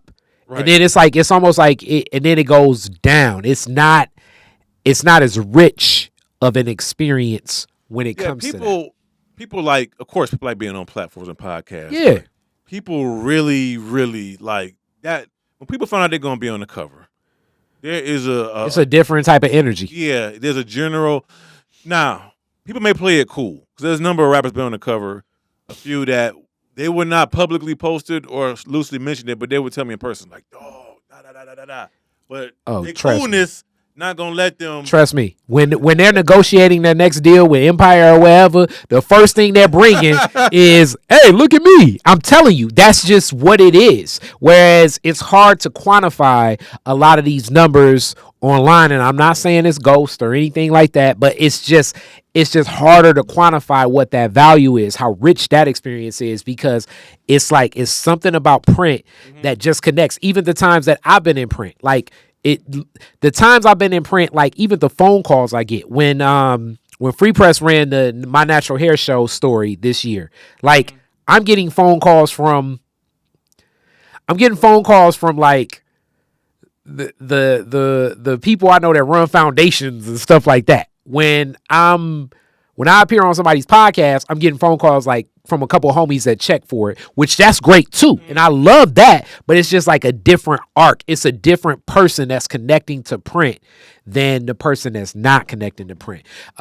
Every time I've been in print media, it's like I'm getting phone calls from like my old teachers, people that run foundations, people that like open doors in a different way. When most times I do content creation, people laugh a little bit. They say that was cool, but it's just not sticking to them the same. Yeah, no, I agree. Now, I can't say that part. I mean, I love to see people like most recently, Bibba. Shout out to Bibba. Bieber Adams. Shout out to Bieber. Shout out to Bieber Adams. Yeah. He wrote a story on Mia Ray, founder and owner of Glamholic. I did the photos, and I was sincerely and genuinely touched by the way she treated that cover. Yeah, you know what I mean. But she made 2 different reels about it. You know, her picking it up. She put it in a plaque. My first cover. She thanked me. You know, I was generally like, man, like, you know, because. That was, we talked to her and her team, everything. I really wanted to deliver a visual of a cover that she was going to be proud of. And this is a millionaire brand. Yes. Multi-million-dollar brand from Detroit. Exactly. That is retailing across the world. Exactly. But print can do that. Exactly. Now, I'm not saying she wouldn't care about a content like a podcast or a video. She would, but it feels different print. I'm just telling you, it sticks. Like when you go places and people are honored, that you walk down the hallway and they're like, I know when Kari Frazier on the cover or something, I'm gonna be whatever it is, that's gonna be framed up and that's gonna be in this hallway and it's gonna be seen and it's gonna be honored with a different level of energy. It's hard to quantify the same things. Like I know that's that feel. So I really want to, I guess I hate that, it's almost overused, but I applaud the work that giving flowers. I don't speak to it. And if you say giving flowers, I'm not saying that you're overusing it. I'm just saying I feel it's overused. You know what I'm saying? The only thing in that I get tired of explaining is that sometimes I jump in conversations I should ignore, but everything is not an agenda and everything is not politics. Hilarious. Everybody wants to theorize and conspiracy theory everything. Well, it's like, they put her on in December because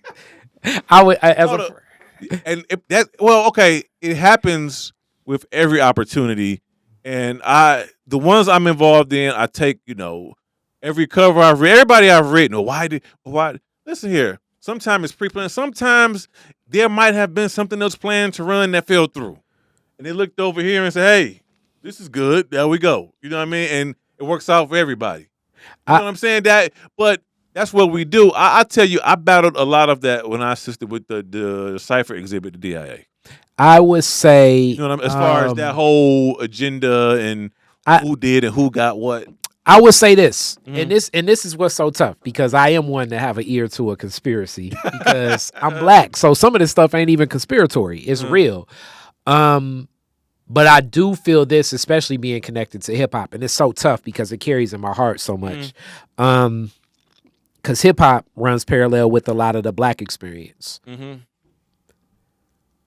It's a lot of artists that are extremely talented and amazing, but have that chip on their shoulder that feel as though they don't have what they deserve from what they put into this.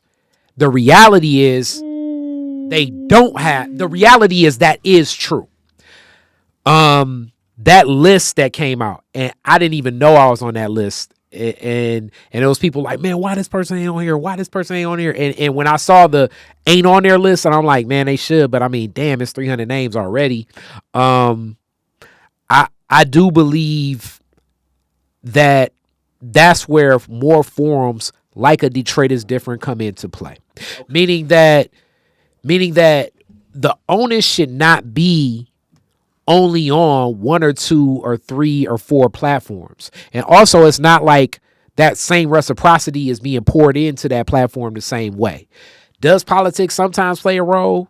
Yeah, but even if politics is playing a role, it's about having a pie big enough where we can have enough shine for whatever.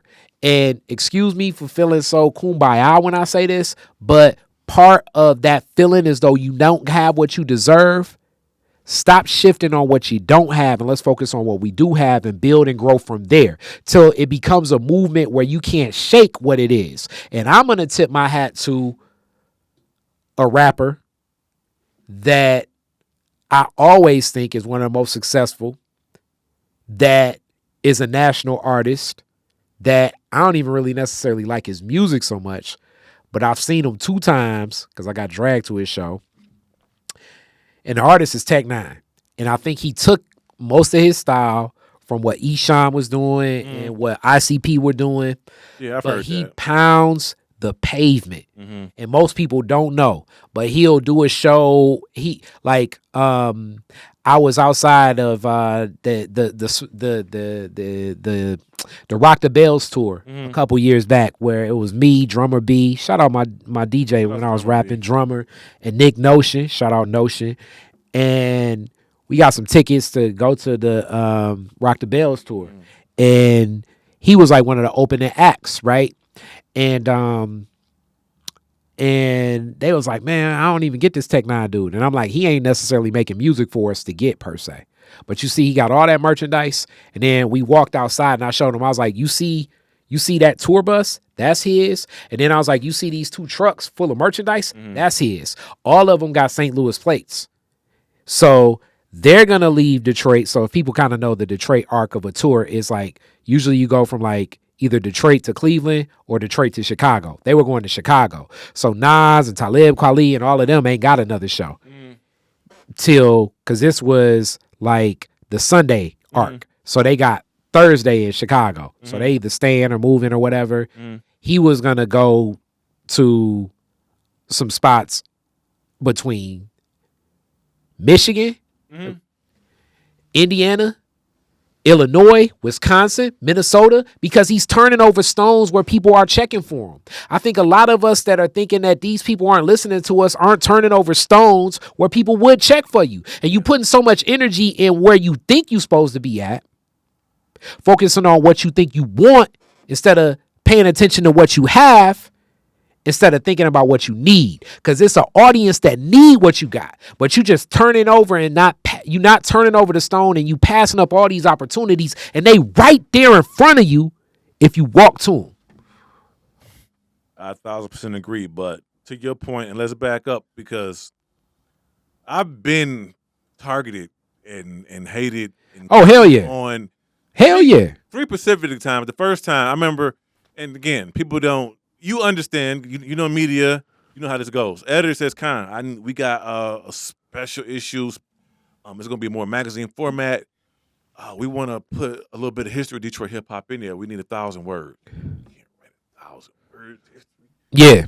That was like, can I get 1,300? Can I get 300 words? Oh, yeah, the issue is 1,300. Okay, 1,300.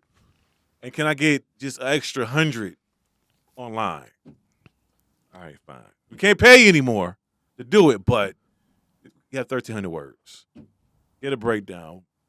That piece runs online, and the comments from here, they put me through the ringer. Yeah, man. This person wasn't mentioned, and this happened, and this person, and this person, and this other person. Yeah. And I'm like, I cannot. I could have spent half of 1,300 words just writing names and places, and it wouldn't have been the article. It just would have been. Shouts out to da da da da da da da, and shouts out to the venues da da da da da da. It would have been. Don't like you know. This is not this is not how it works. I mentioned Decipher has been the second one. Shout out to Jenny Richard Decipher. I was like an advisor on it. I wrote the panel text for the whole exhibit of it. I was involved a good amount, you know, and we're talking about 80 pictures that incorporate over 300 artists from Detroit. Yeah. And people didn't know that initially this was only supposed to be like 20 people and like 15, 20 pictures. It wasn't supposed to be what it was, and it wound up incorporating 300 people. And this person and you cannot. I'm sorry, it didn't get curated to the point where you were incorporated, but you can't. Most recently, OK Player, Kahn. Can you give us the top 20 rappers in Detroit?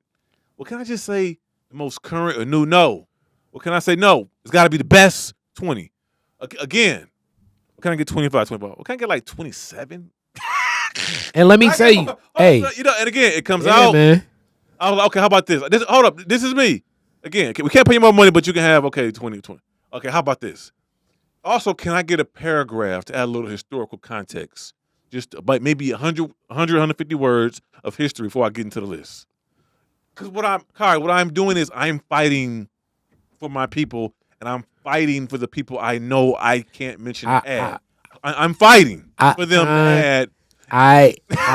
And knowing that there's gonna be another bunch of people. Yeah, man. Why this person and why this person and why it gets to the point where it's back to like, and I was one of those people with the Decipher.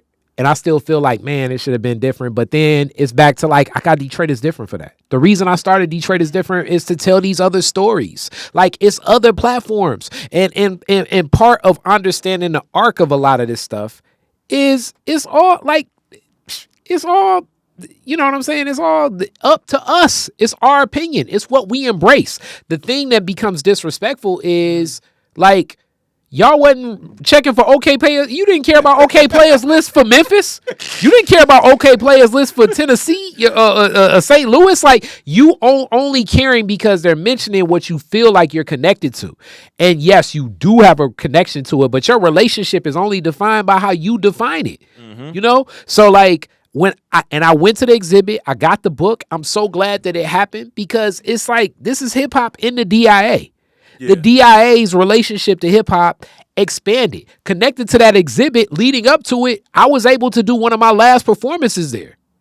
Oh, okay. Mahogany Jones. And now they continue to do a lot of different things. Like when a couple years ago, the 50 year, like to see what Neek Love Rose did. Yeah. You know what I'm saying? Like, so it opens the door so that now when the Decipher 2 happens, instead of 80, it'll probably be 160. And when Decipher 3 happens, it'll be 320. Like, and then it grows and it grows and it grows. But how much did you all still stay soiled to what's happening at the DIA? Or was it just a dismissive, like, let me just focus on what we not doing instead of seeing how we can pour water on this seed and grow something or grow our own? And I hate people quick to jump and play the politics card without, like, listen, an exhibit like Decipher, number one, she had the best people surrounding me, Nick Speed. Like, yes, was she from outside the culture? Yes, but she had the cachet of a photographer, of a veteran photographer who's published in every major magazine. So she had the cachet, but she asked the right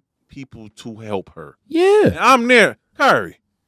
We own freaking. We not far. We own Dexter and Davison at that park, photographing rock bottom. Yeah, Jenny got that was amazing. $1,000 worth of equipment, and we are here. I'm not. I'm a photographer. You ain't catching Kahn on Dexter and Davison with a $25,000 camera. I'm gonna be in my feelings like, man. Hey, I feel you. Out here, but if you ever are, hit me up. You know, I know them people. This is my hood, man. This is my hood. And I'm there. I'm like, and I just watch her conduct this shoot. I'm like, you know, I was there when she conducted the women's shoot.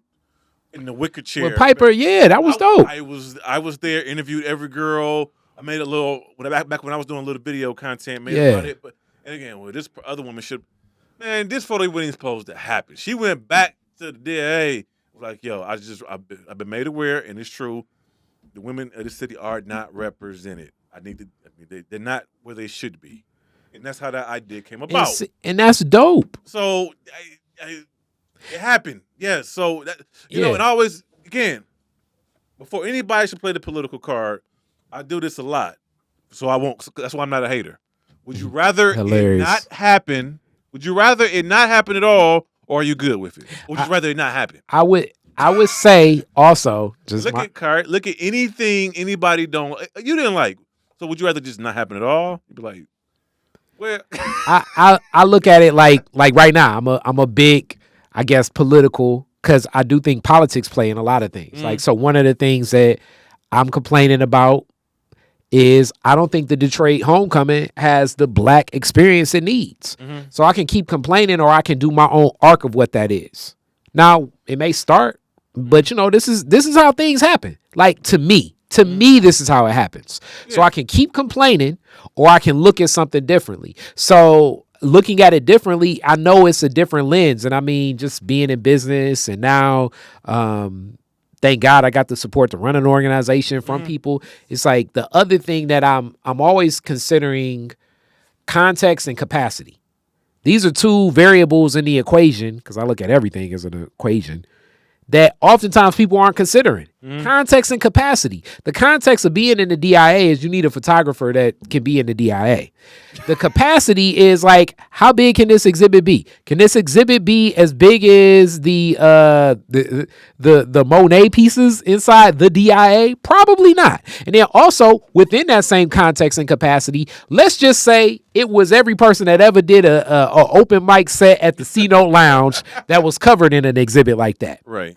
Are they even going to show up? And now would you even care to be a part of something? Part of the exclusivity of it adds the cachet to it. And you're only kind of caring because the cachet is there. And it's about the curation. So we can build these types of things for our own. And that's what is represented. Hence, I believe it's a balance of everything. And you're right. The people are going to complain. And I can see when I chop this up, I'm sure people are going to say, like, you political now. And guess what? If you want to say I'm political, I'm all that political too. I don't play the political card. I don't play the culture vulture card too much. If you surround yourself with people from the community, sometimes the person that got access, they got access. But what you do is that if you're not in the know, you surround yourself with people in the community that do know and get it right. I would You know what I'm say, saying? The important thing is, like for instance, like when I call artists, I always tell people, artists, I've been in a couple documentaries, yeah, right? Was that Hip Hop Evolution? It's that, Yep. and you get people in their feelings, they don't want to talk. I don't want to talk. You ain't paying no money.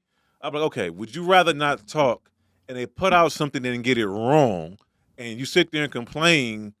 That's not what happened. Well, you didn't even want to tell them what. You Yeah. didn't want to talk. You didn't want to get. You didn't want them to get it right.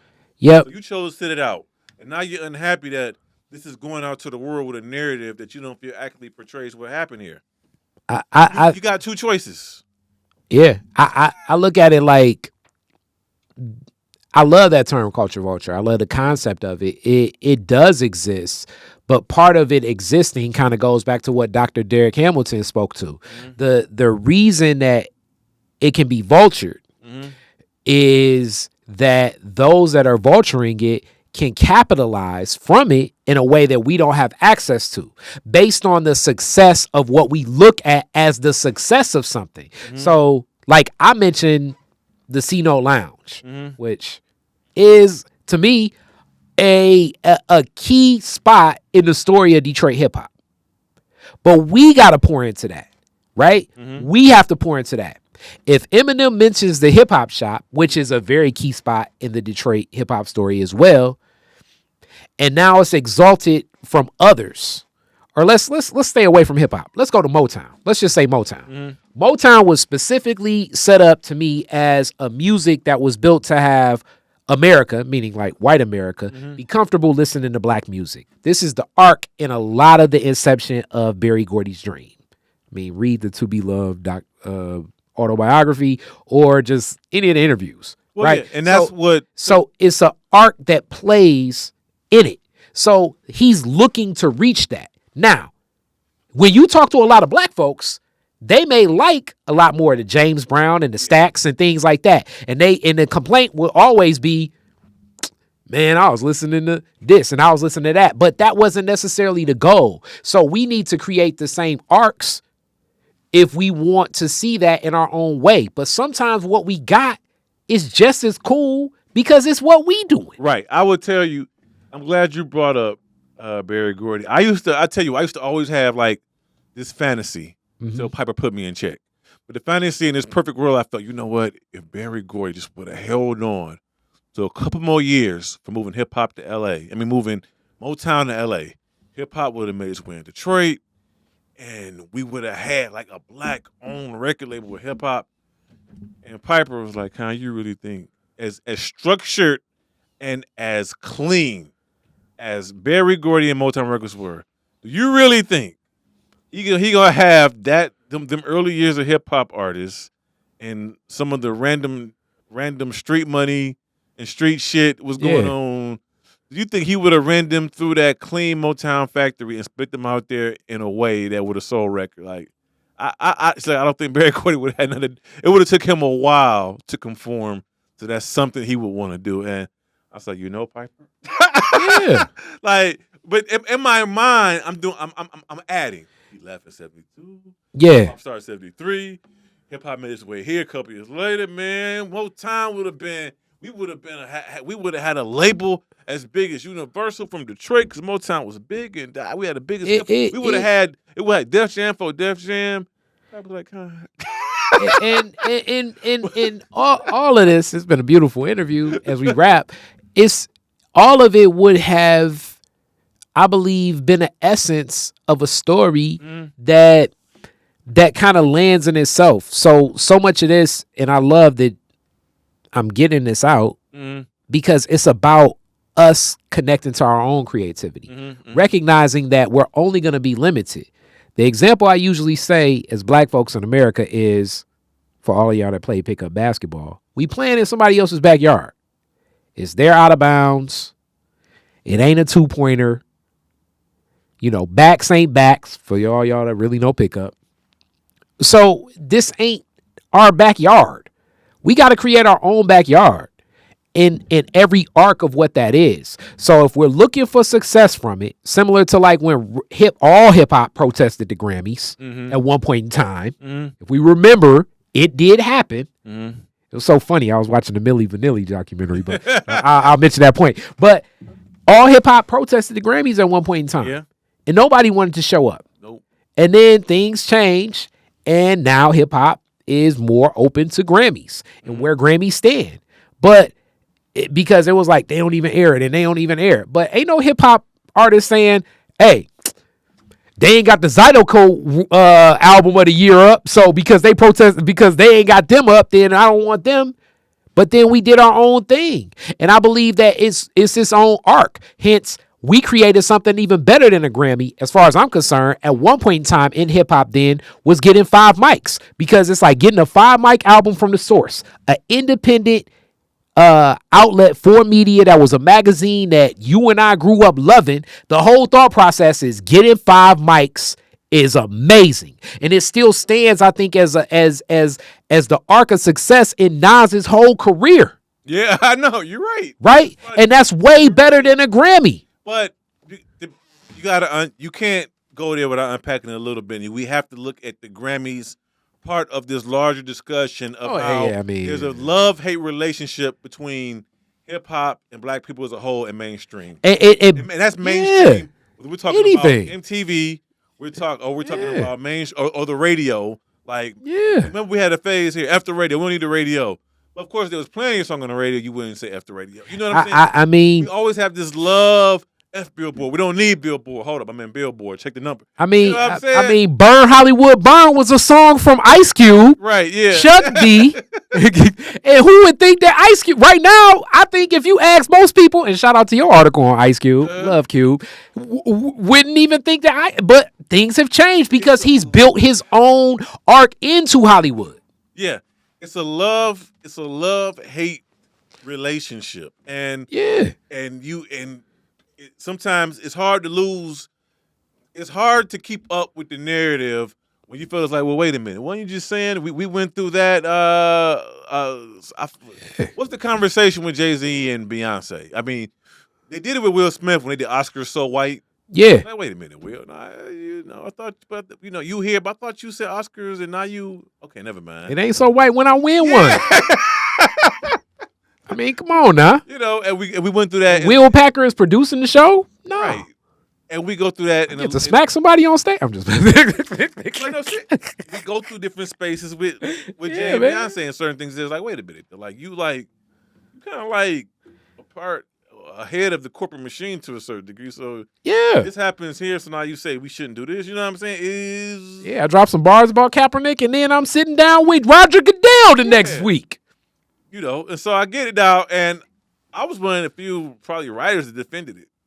When he did that, I predicted, because let's be honest, money is important. I said, watch so many artists are going to get a check because of where Jay sits.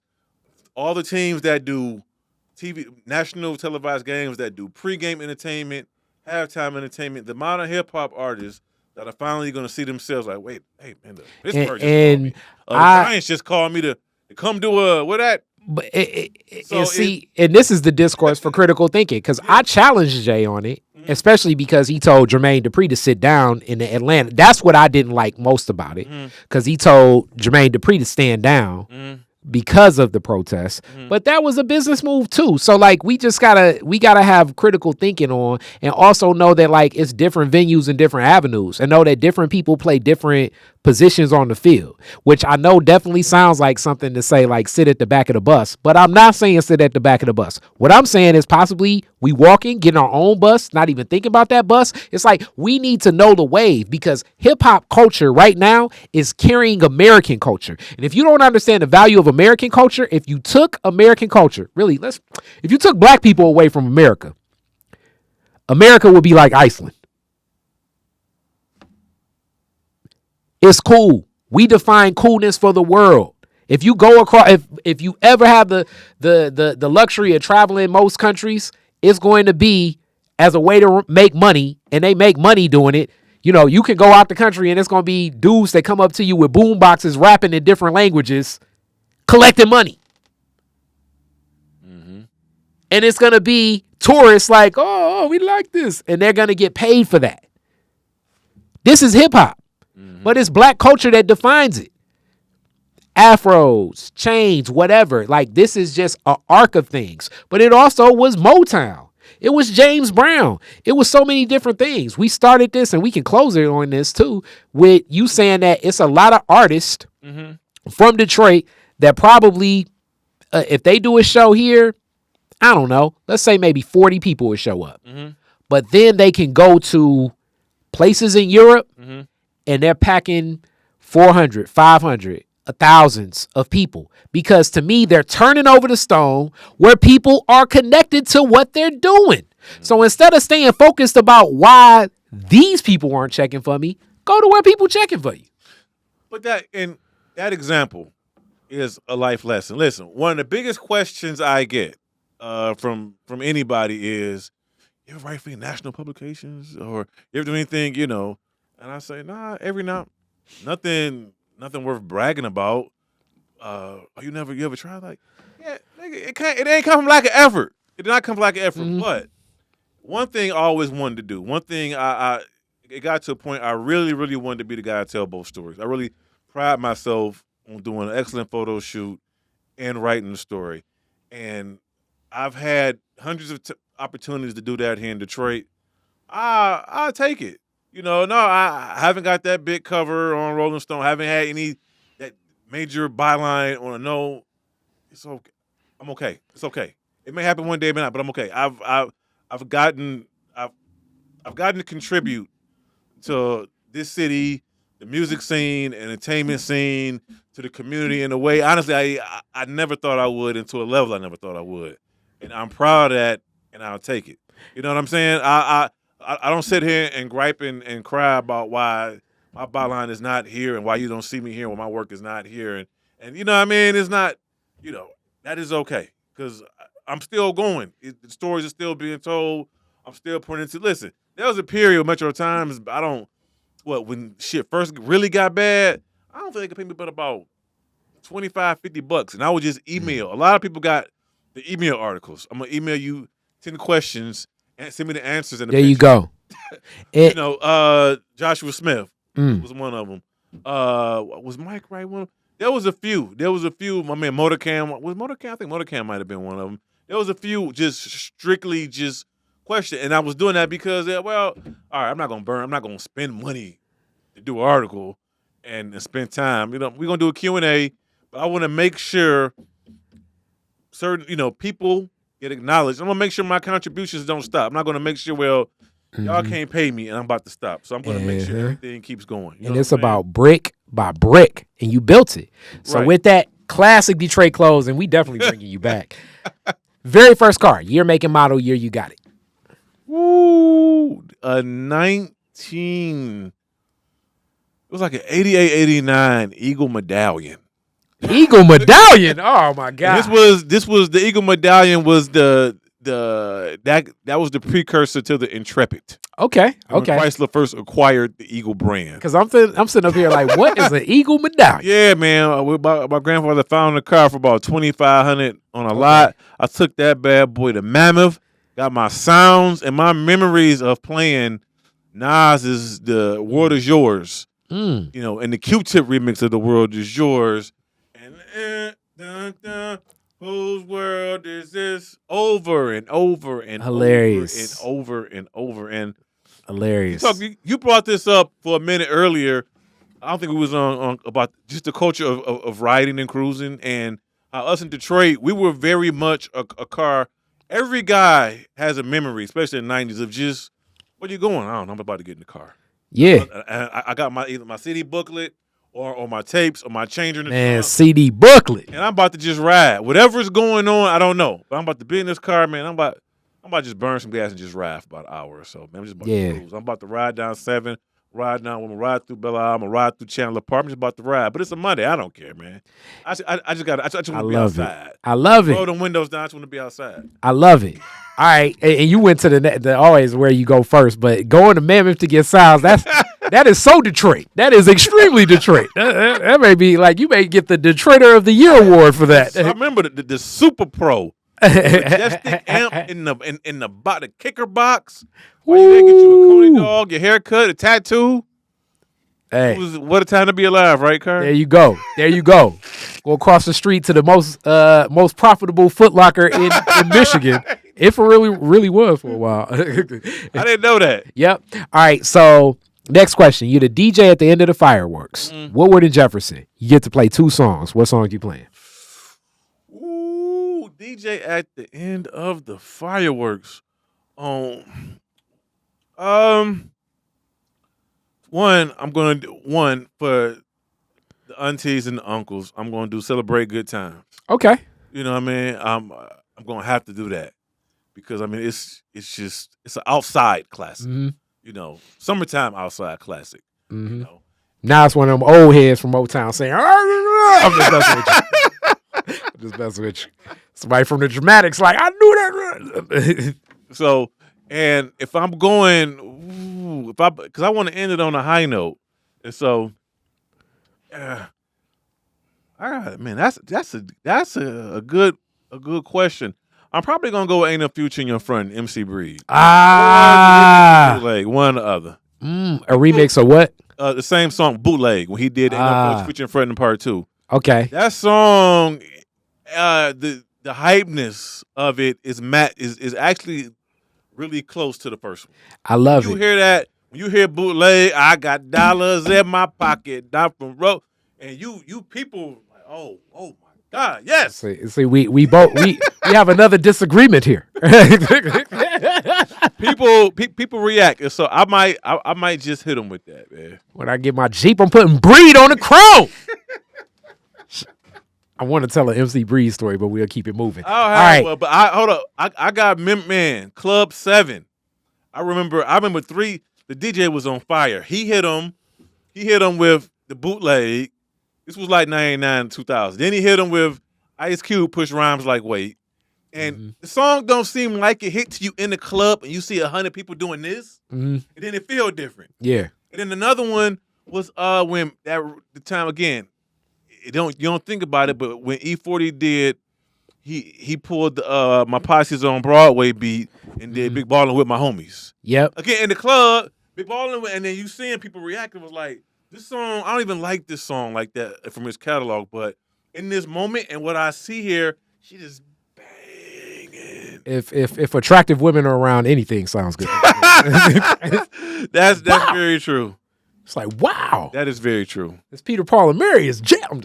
Hey, no question. No question. Yes. It's a lot of hip-hop heads that have danced to a Nelly tune or not. Finale. I'm just messing with you. Shout out to him. But, all right. What's Last question. Okay, yeah, I'm ready. Let's go. You could rename Woodward after one Detroiter. Who would it be and why? Ooh. Actually, I'm gonna this ain't the easy way out, but I think I brought him up earlier, Sonny Wilson. Shout out to Sonny Wilson. I'm gonna rename it because like I said, Detroit's first influencer, man who was crucial to politics, was crucial to entrepreneurship, was crucial to sports. I also was very crucial to the entertainment life. I like it. You know what I mean?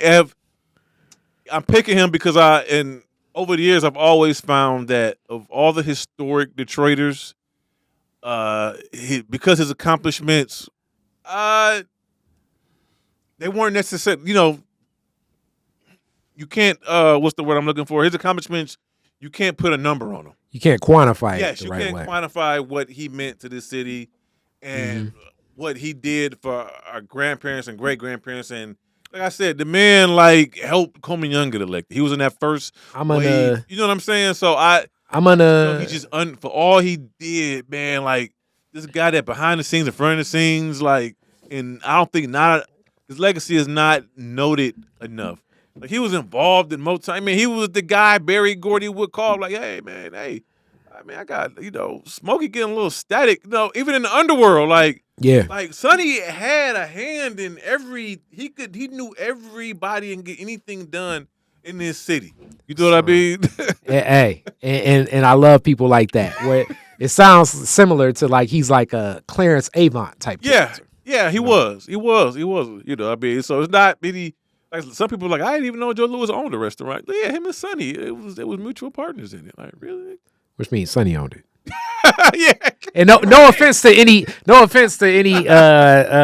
entertainer owned venture, but just know that if you went to Michael Jordan's restaurant, the partners ran Michael Jordan's restaurant. Right. You know what I'm saying? Yeah. Like, I mean, just the nature of it. You know what I'm saying? That was If we ever saw Jordan dropping 5s, then dropping 50 on somebody, it ain't happening. In fact, God forbid it, and I know it's an odd thing to bring up, but I would have to think at some point in 100 years, you know, if we no longer have Bert, that a street down there in Eastern Market will be named after him. Oh, I think that it should happen. Being that you said that, I think that should happen now. I think that's a campaign Hey, on Detroit is different. We gonna push that. I could already see Bert, like, I see his facial expression bringing this. I mean, because you don't want to speak on. No, but I'm saying it needs to happen now. You that know, should happen like now. Hold up, before we go, and we talked about streets. You open this door. We got to acknowledge the fact that Am Fiddler and Jay Dilla will have secondary street names after them. Yeah. That was a great thing for this year. We have to acknowledge that my man Jerry Flindale of Dead Sound Studio, that became a historical landmark in Detroit. We have to give that shout. Have to give Fife Ella a shout out for receiving a city council award. Yeah, I was the city of Detroit. Day. Yeah. And I have an article in Model D Media, be out probably early next in January. I'm not into this month about. There's never been a year from a municipal standpoint where city government paid its homage to Detroit hip hop. Yeah. You know what I mean? And then you throw in the train station kind of with all that, and it was like, wow, like, you know, people got their flowers. Definitely. I'm with it. Kahn, it's been a great interview. You got to come back. Hey, ready when you are. And this was, as they say, a long one. I knew it was going to be like this, but this was fun, man. Thank you so much. Thank you so much. Oh, thanks for having me. I appreciate it.